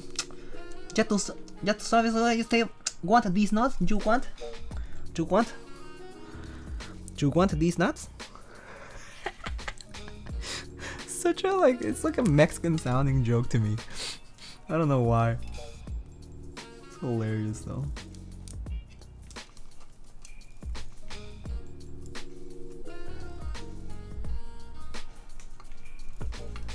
I've heard a few things about the over tightening issue. It kind of applies in general to brass cases, I think, and like this gasket system, where if you basically over tighten it, you're basically kind of creating this like closed, very closed enclosure, and like because of the properties of brass, it kind of just resonates. I did steal the joke from a fellow Mexican. I'm not surprised. I am not surprised at all.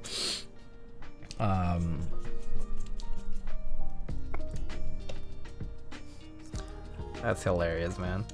God.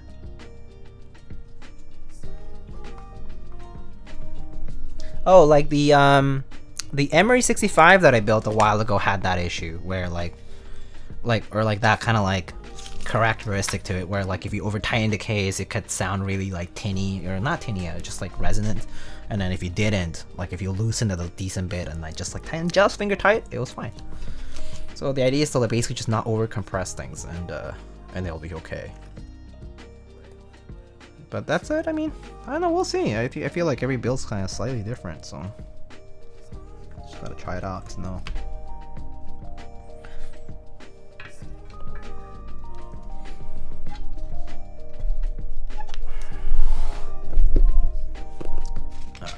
Cool. maybe now I'm happier that I got the 265 alu mid and base. Nice. I mean, I have the alu, the unfinished red one. And yeah, I like it a lot. Okay, so actually I might be tightening a little too much for now. Just gonna finger tight. Keyword that sounds better without the bottom Diego knows, but oh, the GAF 60. Yeah, so that keyword also, like, it's just this like aluminum enclosure, right? If I recall. And yeah, apparently sounds better with without closing it all up. So yeah, it just kind of varies, it seems. Okay, so for the Iron180, right? I think the ideal is that you just close it enough that the seams are kind of flush enough, but not to the point where you're like forcing it beyond that for compression. So we'll see. I mean, I'm gonna see how it goes.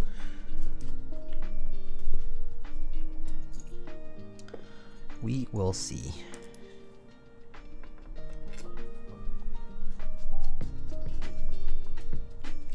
So right now I'm just doing up to like finger tight, yeah, like finger tight for the screws. And then I'll tighten if I need to. Like finger tight with a few turns? No, just finger tight. So basically just enough so that the screws won't come off if you flip it upside down. Or like loosen themselves too easily, you know what I mean? Like by themselves. I mean, not that, once you put it on your desk though, it's not like it's gonna loosen, right? It's only gonna loosen if you like shake it and move it and whatever. But yeah, so now it's like I can see still some of the brass here, so it means the middle here isn't as tight. So maybe I'll just push it together and tighten just slightly so that the seam is gone now. I don't see it anymore. And same with the one here. Okay, just there is fine, I think. Then just make sure that this is just about as finger tight too. And then I'll just double check the other side. Also, doing the cross pattern obviously will help evenly compress the gaskets. In this case, I know kind of how much force I'm putting in, so it should be kind of evident for me, but that's because I'm kind of used to doing these things now. But if you wanna play it safe, just do like the cross pattern where you like do the inside here and the other opposite corner and then like back and forth like that in the cross pattern. Okay, so you know, screw is not exposed, seam is fine, it seems even. That's good enough, I think. Yeah, just to make it flush. Yes. Would doing double gaskets be a possible mod for this board? The problem with doing double gaskets or something like that, or like adding more gaskets to compress, would be that you have to tighten a lot to get those gaskets compressed, because the gaskets themselves will provide some resistance. So if you thicken things, right, to that you need to force, like use force to overcome the resistance that they provide, right? It might mean that your screws could give too, because you don't know how much tension is required for that. So you probably don't want to overdo it.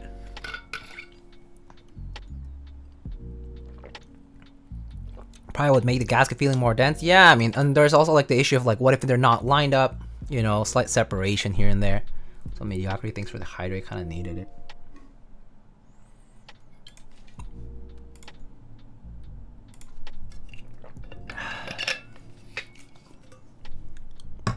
All right. So, moment of truth is to try it out. I do have a key set already, so I'm just gonna use the GMK Laser that we got here. Kind of appropriate, to be honest, with the theme of the build. I'm kind of excited for it.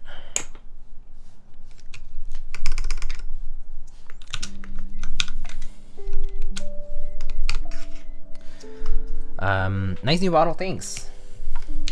I mean, actually, my other bottle's on my backpack over here, but it's the one I just take to and from work.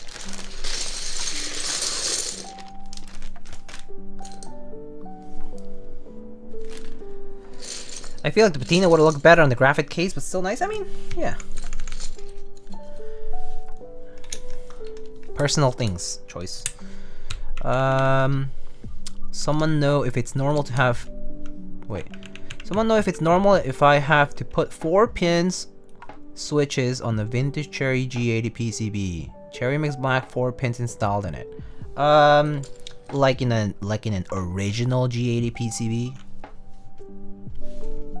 If that is the case, then yes, you're probably talking about the 2 pins for the switches themselves and the 2 pins from the diodes. One thing that you can do is put diodes separately outside of the switch from the underside, and then just put the 2 pins for the switches. So that way, if you decide to desolder, you will end up with, you know, you don't have to also desolder the diodes. Make sense? But yeah, it's from the diodes, because normally for regular current contemporary PCBs, you already have diodes pre-installed from the fab, from the fabrication facility. So yeah, that's basically the gist of it.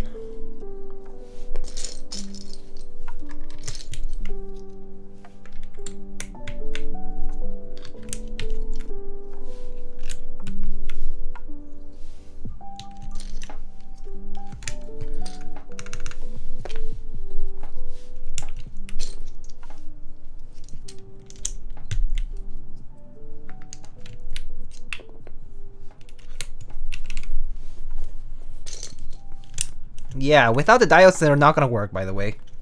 So you have to have diodes. Either you put them inside of the switch, or you put them outside. Inside's the way they probably came, like the switches. So that's like the normal way for that specific design, or like that specific PCB, the way it was done. Yeah.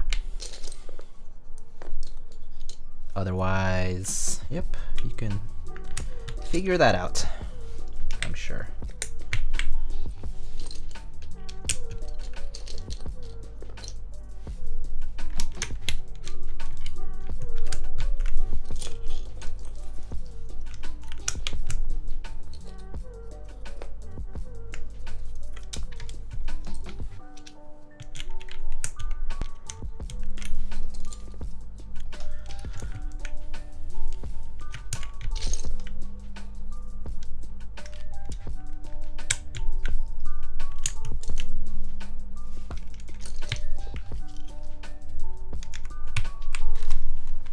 GMK Laser, yeah.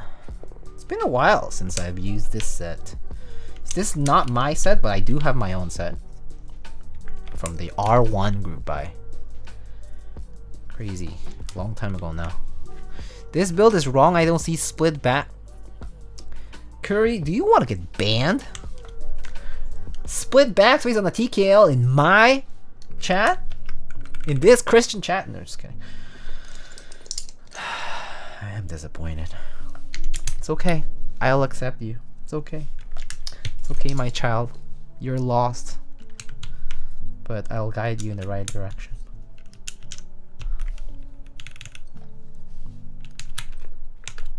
And missing split right. Y'all are just saying this to trigger me. Terrible. No Christian bottom roll.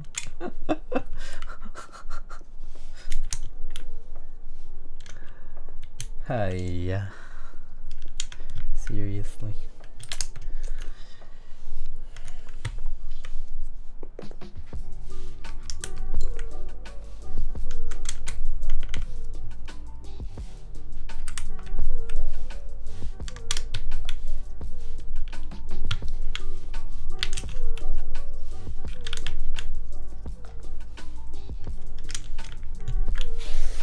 Alright. I assume they wanted me to put this iron keycap here maybe, and I'll put an artisan on the escape. How about that? Alright, artisan time.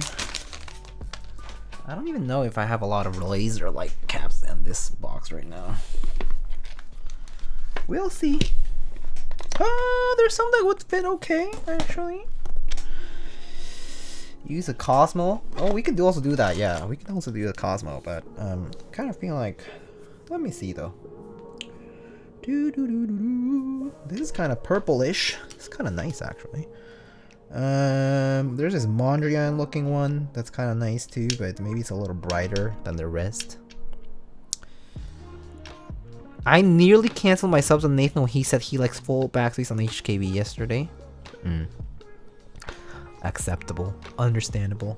I totally get it. Who wouldn't? Who wouldn't cancel their sub when such an atrocious thing is said? Goodness gracious. Ooh, this Puppet Master's kind of nice too. I'm not sure. Help me decide, chat here.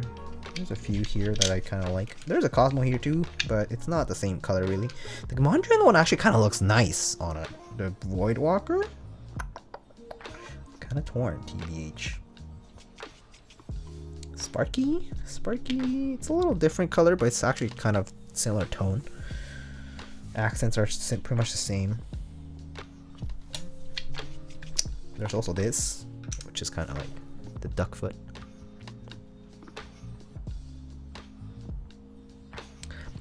Cosmo from the lightning tray. Middle row, far left. Where are the other boxes? Oh, somewhere else in the room. I'm just too lazy.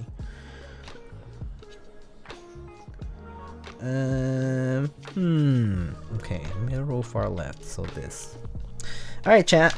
I think we can choose from here. Yeah, we can choose from here. I think.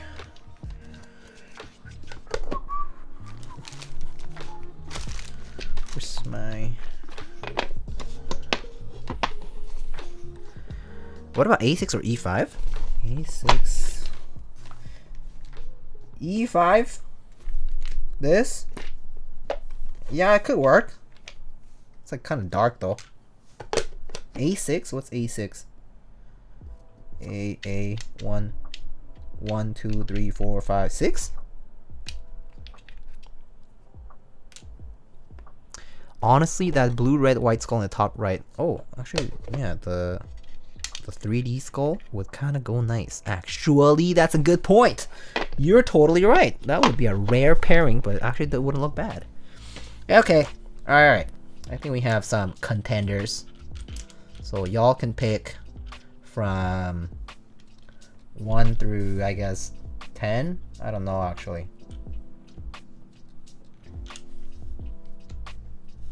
1 through 10.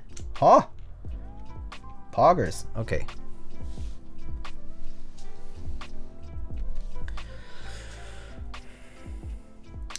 One through 10. Say things in chat. Chat.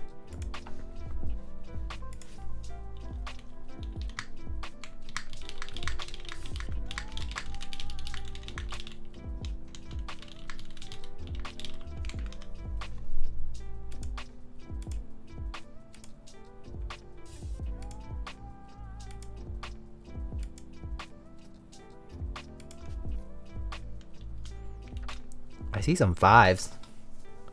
5 is a good choice. Choose your fighter. Yeah.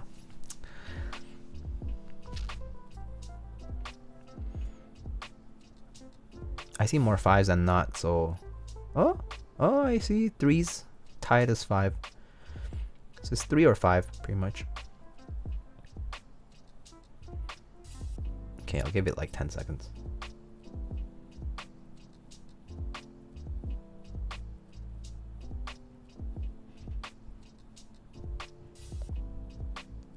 Alright, I guess it is 3. 3 it is. Alrighty. Add up the 3s and 2s for more fun. Alright, how about I do the artisans on the... Okay, fine. How about 3 and 5? and we just take out the aluminum cap for now. Sorry. But it's okay. We already have a big ass Smith & Rune logo. Spice it up with some artisans. Just as great resin addicts would do. Use my... One drunk man. I am so disappointed. What is this travesty? Why not just put them all in the F, bro? Oh my god. Cosmo is a good move. Yeah, I know. I do agree. I do agree. Shake test? Okay, shake test.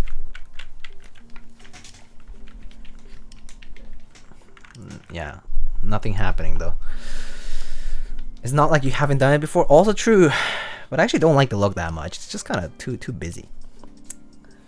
All right, let's get this typing test going, yeah?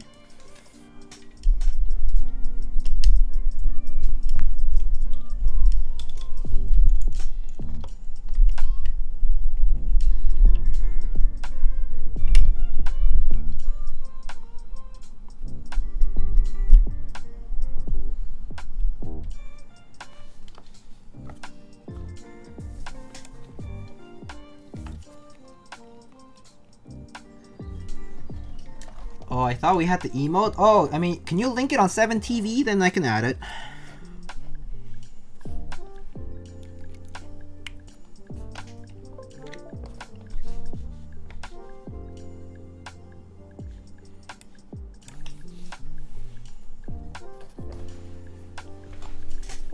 Okay.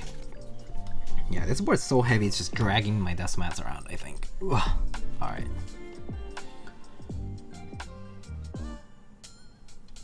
Alright, music. Gotta get out. Alright, here we go, friends. Are we good to go? I think we're good to go.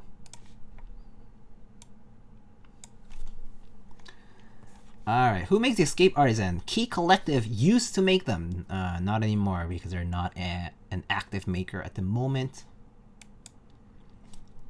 Oh, let me add this 7TV emote. What is this emote? Feels dank man trumpet. Let's see. Oh, is this? Oh, it's okay. Let's add this one.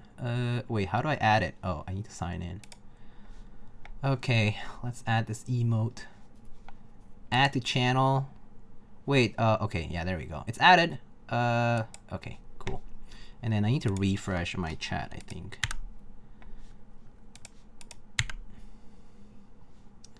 There we go. Oh, wait, I need to refresh my chat window. Refresh cache. Alright, cool. Alright, you can spam the chatting emote if you want and see if it shows up. I'll do it. There we go. Alright. Alright, let's go. Alright, friends. Today we have an Iron180 Wind Key edition. This is a board designed by Smith & Rune. We have a full brass plate with Alpaca V2 switches that have been looped with Krytox 205 grade 0 and with switch films. Yeah, and this has been custom finished by Mr. KneeDeep over in North Carolina. He did this cool custom patina called Dimensional Rift. But yeah, F5 and 7TV Chatterino is OP. Yeah, for sure. All right, let's give it a shot, shall we? All right, here we go.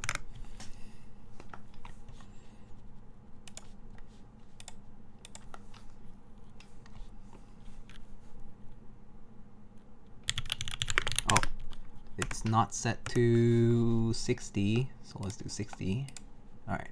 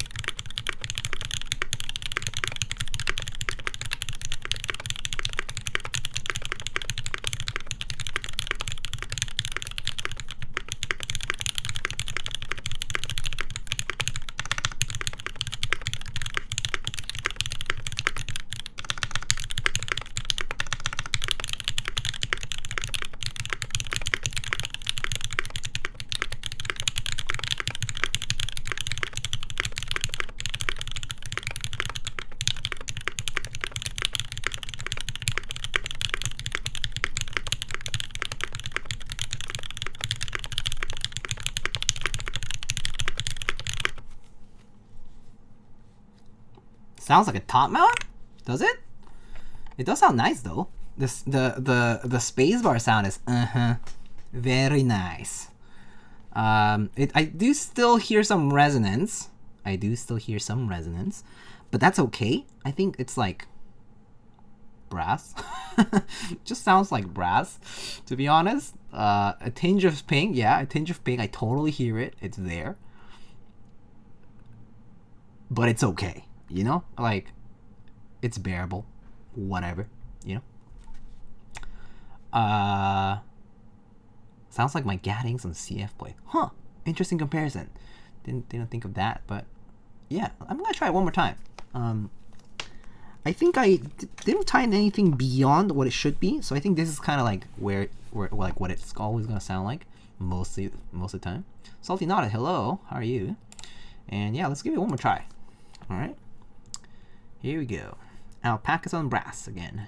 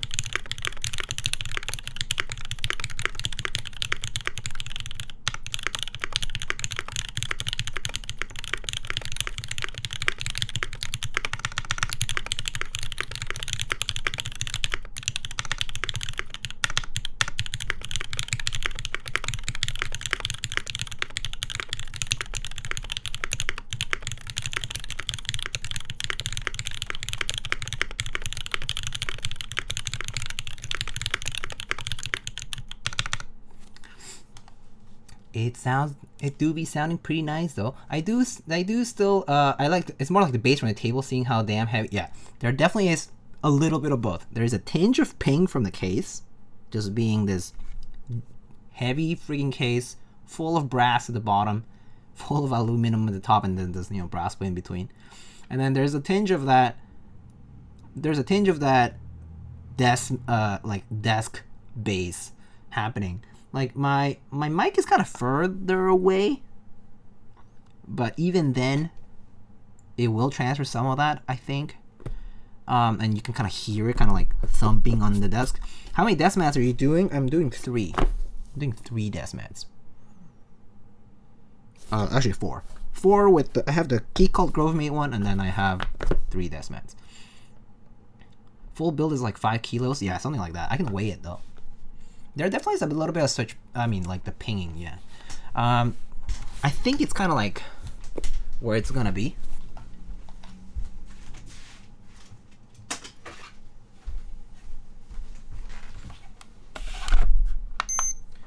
Polyfill would solve that. Yeah, filling it with a teeny bit of material would probably do it. Honestly, a little bit of yeah, thin poron, shelf liner, polyfill, you name it, would probably resolve that pinging thing, no problem.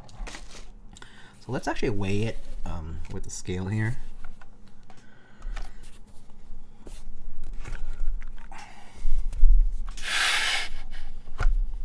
All right, scale zero it out. It is indeed 4.88 kilograms. 4.88 kilograms, which is equivalent to 10 pounds and 12 ounces. Quite heavy. 10 pounds and 12 ounces, or almost 5 kilograms. 4.88 kilograms. 4.9. So super heavy, really heavy for what it's worth. Of course, all due to how freaking heavy this brass weight is. Not to mention the brass plate. There's also brass plate for the switch plate, so that is also quite dense and heavy. But yes, it is harder to pick up because it is like a wedge everywhere. I do like how GMK Laser looks here against the white, and then this you know, the GMK Laser does tie it up with the base color here. Does look very nice in my opinion. But again, it's all just part of the setup, right? Oh, I don't even have to plug it in actually. Let's go over the mods and the rest of the keys. How does it feel? It feels fine. It feels like, I wouldn't say it feels like a top mount, or like, I mean, Gawk said it sounds like a top mount. I wouldn't say it feels like a top mount. It feels a lot like other similar, you know, isolation gasket keyboards. So that's going to be like slightly softer on the bottom mount feel, but this does have a brass plate, so it's definitely pretty rigid. Like, there's no give at all, really. But that said, like, if you're used to typing on brass, or if you have typed on brass before, it's pretty much what you expect. Like, the Iron, both the 165 and the 180, both Iron keyboards, all of the Iron Smith & Rune Iron keyboards have a pretty significant amount of compression to the gaskets. And definitely just kind of like feel a little very packed in there.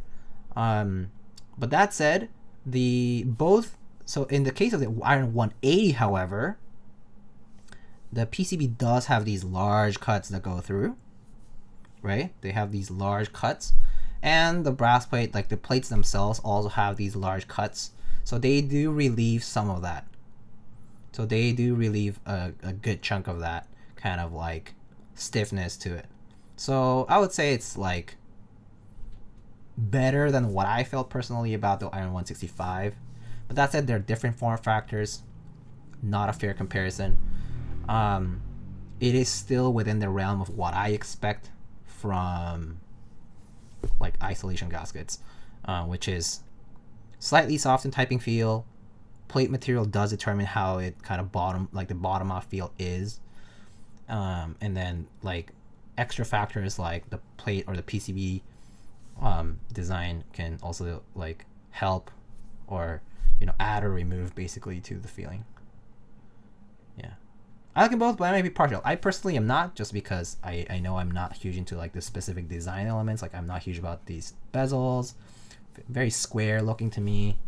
Like the wedge, all that kind of stuff. It's like okay, but it's like kind of plain, and just for me, just not my aesthetic. But that's an aesthetic thing, nothing to do with just the keyboard itself. And also, the keyboard does feel kind of like rigid. So I think for me, it's like a sturdy desk keyboard. But yeah, it's not like, doesn't take too many boxes for me. But that's like a personal opinion for sure. It's all a personal thing.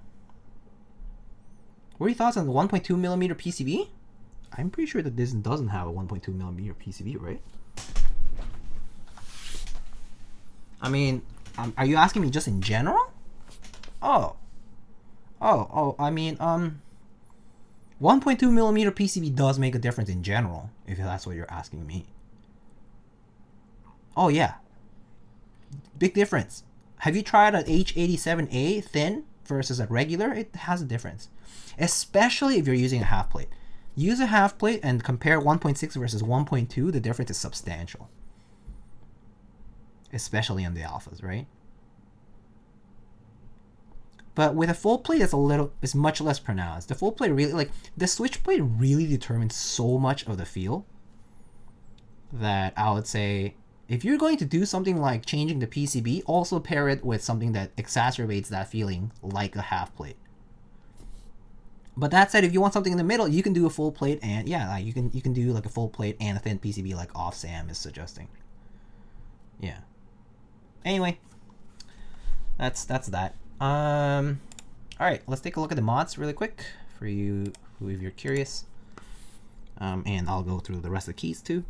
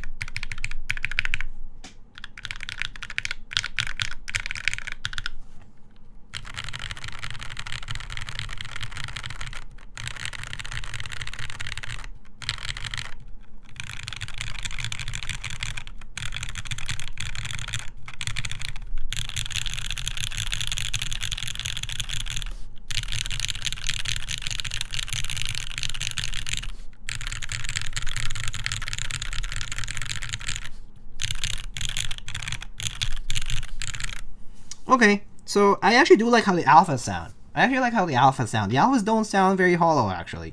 Like, if you really have to pinpoint things down, like you could always make that distinction. I don't think they sound that hollow. I think actually the keys that sound the most hollow are these guys. I don't know why. Like, this is fine. This alt key and like this system key here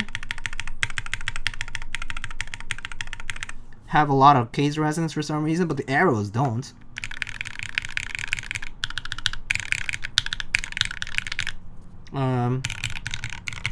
The rest is like kind of what I would expect though. Like, tends to be a little bit more resonant towards the back because there's more space.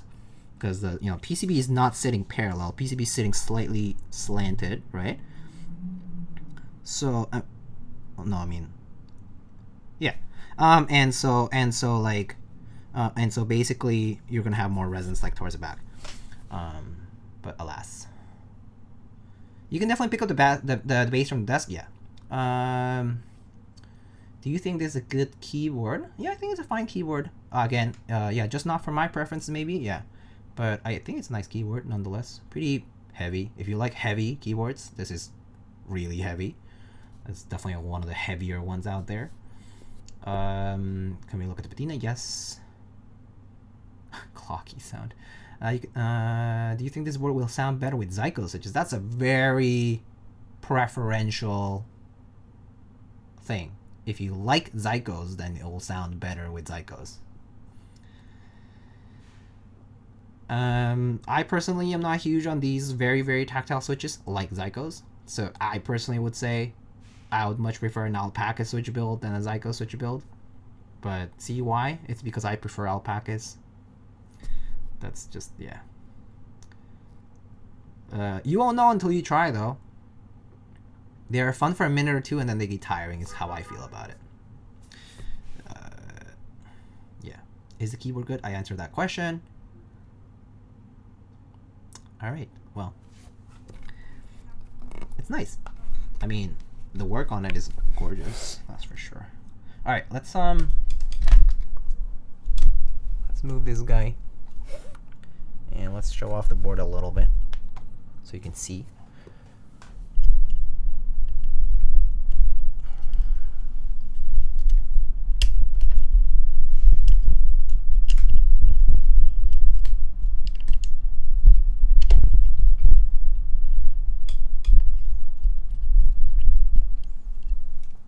Okay. Compared to Mr. Suit, very different keyboards though. Like Mr. Suit is very focused on having a lot of this, like you can add the foam or remove the foam, but it also has that PCB which is pretty out there, has like these cuts on the PCB and stuff, so it can provide a very flex experience if you don't have all the foam and stuff inside. If you do put all the foam inside, it will actually really kill a lot of what the PCB is trying to do. So yeah, and then aesthetically they're also quite different, so you need to think about that if that's like a deal breaker for you. Aesthetics are important too, you know. That's, it's like if you're gonna pay $400 or $500 for a keyboard, you might as well really like how they look. I personally, I would say 70% of my decision making for a keyboard purchase is aesthetics. Why? Because a lot of keyboards at the end of the day feel, sound kind of similar, and if they don't, I don't care about the differences. Once you have more than 2 keyboards, you can just switch it out. Don't like to use it, use it for the bit that you enjoy and then switch it out, you know. But if the aesthetics are great, maybe you'll enjoy it even more. So yeah, I do base my purchase decisions on aesthetics a lot, more so than like, oh, quality of the build, how does this build sound, that kind of stuff. You can tweak those things over time too. Maybe you build for yourself, like me, decide to change your switches, your preference might change for plates, switches, and so on. Keycaps even, that also matters. So yeah, I really like my Iron180 personally. Just gotta get rid of the windkeyless version. Yeah, so the windkeyless version does have like shorter blockers. I can definitely verify that. Actually, in fact, I do have some photos that I took, so I can like absolutely tell you, like, yeah, the blockers are definitely shorter, so it's noticeable for sure. But I mean, some people don't care, so it's fine. Alrighty. Turn the blind eye to the shorter blocker. Yeah, see, you can turn a blind eye to it, and it'll be fine. Okay.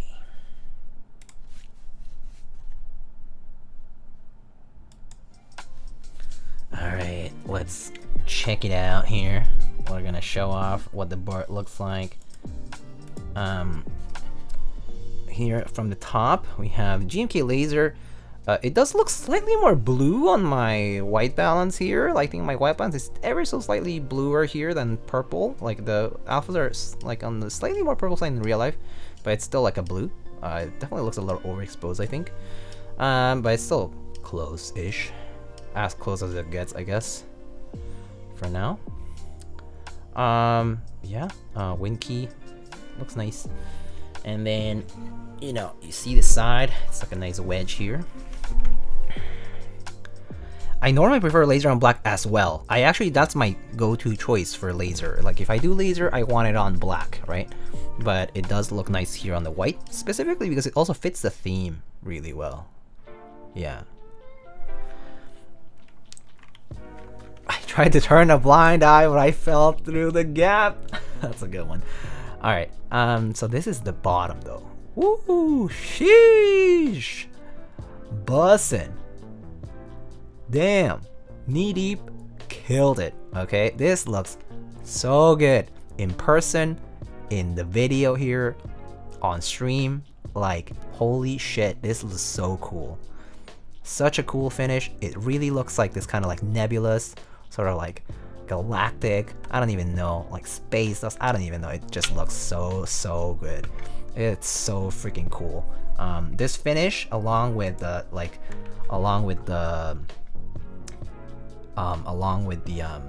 keycaps, really completes the build. It just looks fantastic.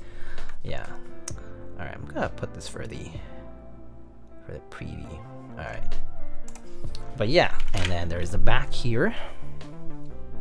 You can see, you know, obviously the brass gets a few smudges here and there, but it's in the back, so you never notice it really.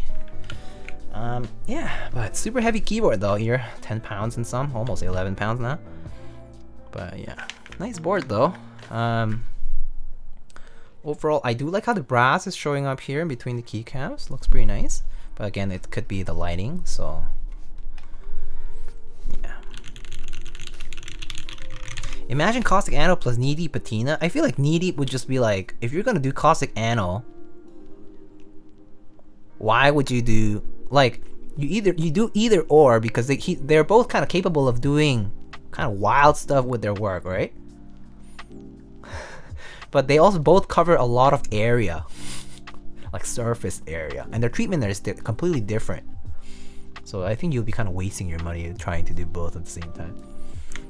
But hey, you could try it, you know.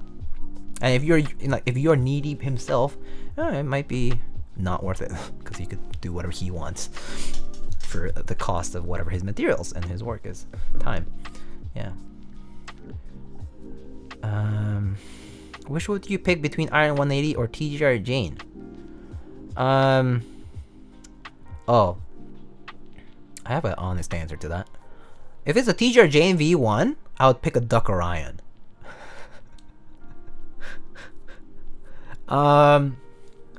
If it's a TGR Jane V2, I like the TGR Jane V2 design a lot more.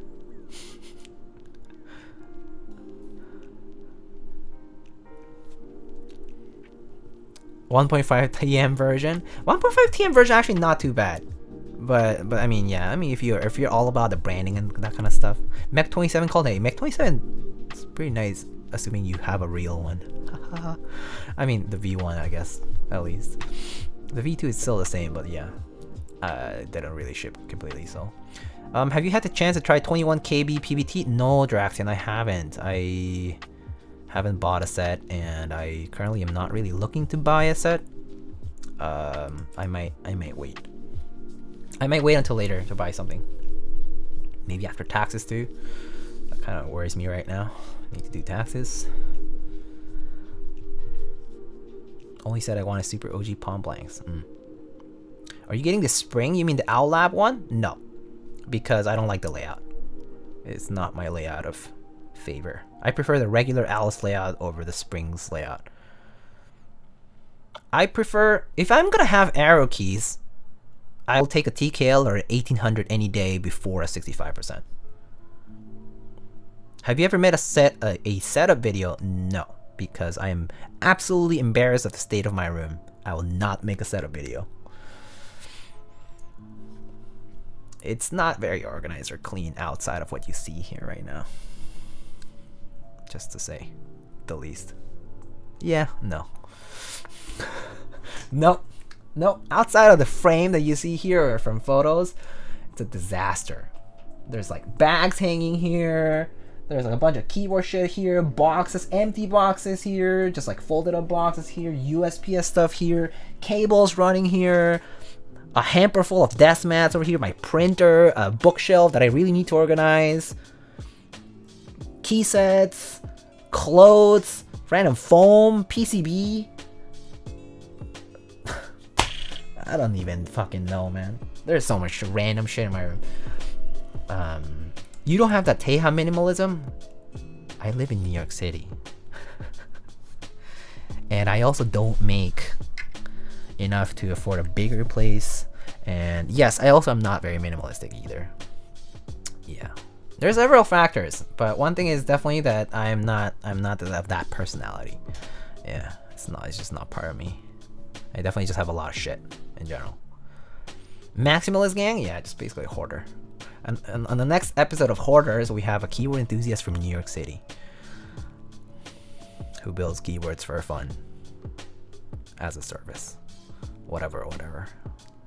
They go by Lightning keyboards. I fully believe Diego just sleeps on the bed of GMK keycaps. Oh my god, so uncomfortable. IRL streaming the lab? Never. That's legit. Let's actually against. IRL streaming the lab is actually against the rules. Would actually get in big trouble. Big trouble from doing that. Yeah, that would be very bad. That would actually ruin my career. In one shot, just like that. Gone. At least you have enough floor area to do push-ups. Yeah, I have to be thankful for the little things. Don't sweat the petty things. Yeah. So you're not the worst yet? I mean, could be worse. But yeah, it definitely isn't the worst right now. Oh, so heavy. So heavy. Yeah, lifting this with one hand is not possible. Not possible. It's possible. It's just like really uncomfortable. You need to do this with two hands. Like this. Yeah. Okay. Alrighty. That's why I got the Alu version. Good choice. Freaking good choice. Oh.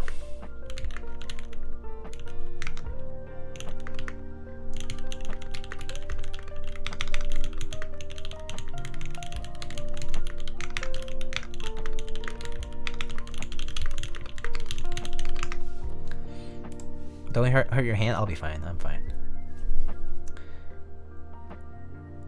Imagine paying so much for that beautiful weight and then not having the strength to look at it. Damn, it would be kind of sad. But there's ways to work around it. That's why we invented like the lever or something. I don't know. Gotta love KneeDeep. He does absolutely beautiful work. Do you think a different plate material would eliminate some of the resonance? Maybe. That said, so I built a.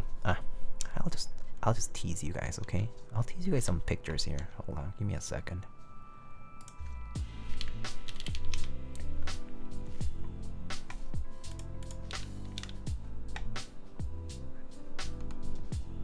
I mean, you guys saw this if you were on stream a few streams ago, basically. But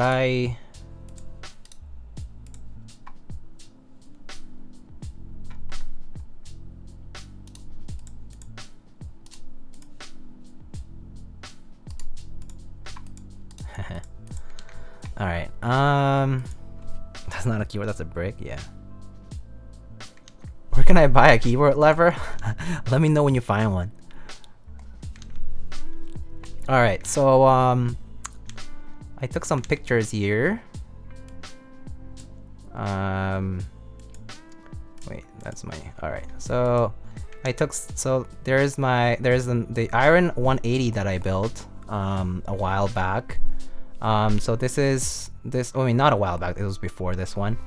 This one I built off stream, and yeah, this one had this cool finish called Absolute Zero. And yeah, you can see it right there. I mean, I'm gonna post these photos pretty soon on Instagram and whatever. But yeah, another of KneeDeep's cool work. This is like one of those shatter, you know, style. And then you have like, here is a picture of GMK Botanical on it. You can see the blocker. The chamfer sort of kind of covers up for the shortness of it. But pretty nice. It's green board. But yeah, built this one. This one was built with carbon fiber plate, pretty sure, with epsilon switches, and it still did have some of the resonance curry. So I'm wondering if I think the resonance would best be resolved by just by adding something into the case, just to kind of like diffuse the sound. I think that would be the best way. Force break mod, yeah, maybe something like that. Yeah, like basically putting a material between the two case pieces. Yeah, which is basically what the force break mod is supposed to be. To basically break like the force of like clamping two things together. Yeah, basically it's like the gasket mount of cases, right? What is this board that we're looking at? We're looking at a different Iron180. Here's like another photo. I mean, you'll see these photos over on Instagram pretty soon. Botanical, here's the Smith & Rune thing. Nice macro of the Iron Smith & Rune metallic keycap. Nice and crispy. But yeah, I did take a photo of the Iron180 blocker, and this is in earnest. Like in earnest, I actually measured it with a caliper and everything. It is definitely shorter. Like it is noticeable from above. No wonder people are mad. I mean, I understand that people would be mad because it does expose the plate, and you can see that the keycap is, you know, a fraction of a millimeter above the end of the chamfer. I think that's the thing. It has a chamfer, but the end of the chamfer is still short relative to the keycaps. So even with the shade, like even like looking at it from a front or from the side, you can still see a bit of that kind of exposed. Yeah. But anyway, you know, it's apparently a design choice that they decide to embrace, and that's fine, you know, up to them. And some people, you know, decide to embrace that too. But I understand how the people could be a little bit upset about it. But yeah, it is what it is. Yeah, I mean, strictly speaking though, technically speaking, it is the blocker is about a millimeter short compared to like I don't know, like an LZ or a duck board or a dolphin or whatever, you know, like any other wind keyless blocker. It's about a millimeter short. Like if the regular blocker is about 19 millimeters, which is basically the, you know, the spec of cherry, 1U cherry is 19.05 millimeters, which is 3/4 of an inch. The blocker is about that much. It's like between 18.85 and 19.005 ish, right? Because it accounts for the tolerances for keycaps. The wind keyless blocker for the Iron180 in wind keyless was about 17 point some, like 17 point high 17s millimeters in length.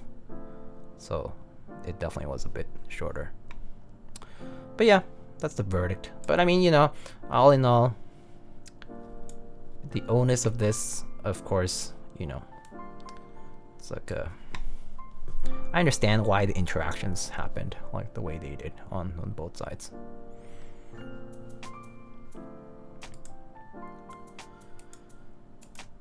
As long as the short blockers were in the renders, I actually don't know. I never participated in the buy, so I actually don't know about the way the buy was advertised or whatever. Hey, from scratch. Hey, what's up? Ruby, how are you? They're not in the renders? I mean, I don't know. Anyhow, we're pretty much done with the build. I do have another Iron180 build coming up. I think it's also WinKey though, but you'll actually get to see that as well soon. Yeah. Need to be something in between?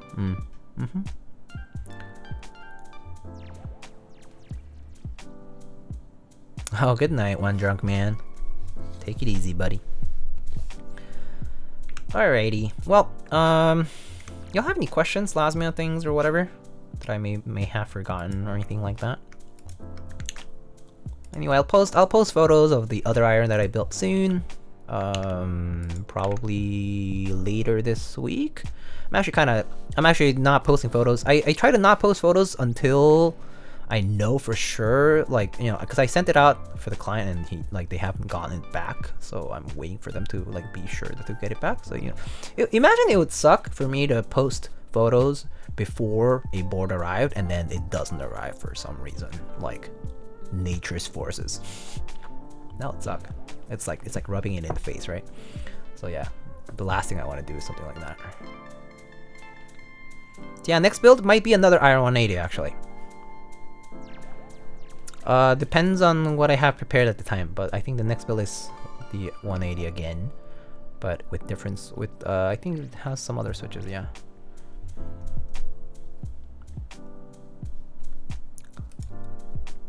Alright friends, let's go raid somebody.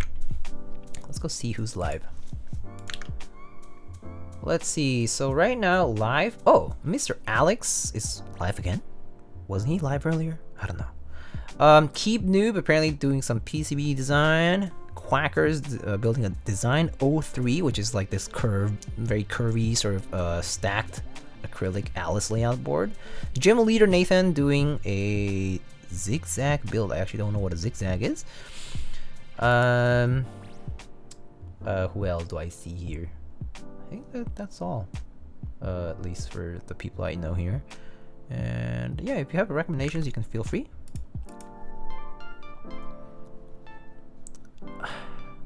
One drunk man. I see you're playful, but you'll regret it when you're banned from my server. I'm just kidding. Alright. Okay, so we can raid either Gym Leader Nathan or Alex. I don't mind either way. I guess let's raid Nathan. It's been a while, right? What's good, my dude? Let's go raid Nathan. Gym Leader Nathan. Wait, double N. Gym Leader Nathan. Mr. Pokemon cards. Yeah, he's probably unboxing more Pokemon things. Alright. Let's go say something.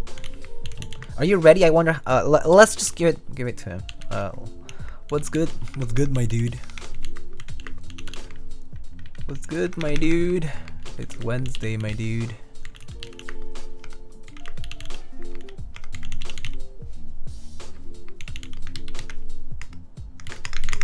Alright, that's the raid message. Thank you everyone for coming by tonight for the build. Yeah, I will have some other builds coming up soon. I think I have a dolphin, an iron, some key cults coming up soon, I think, and some more. Yeah, but yeah, I'll see you guys on the next one. Take care, have a good rest of your week, and I'll see you guys on the next stream. Cheers.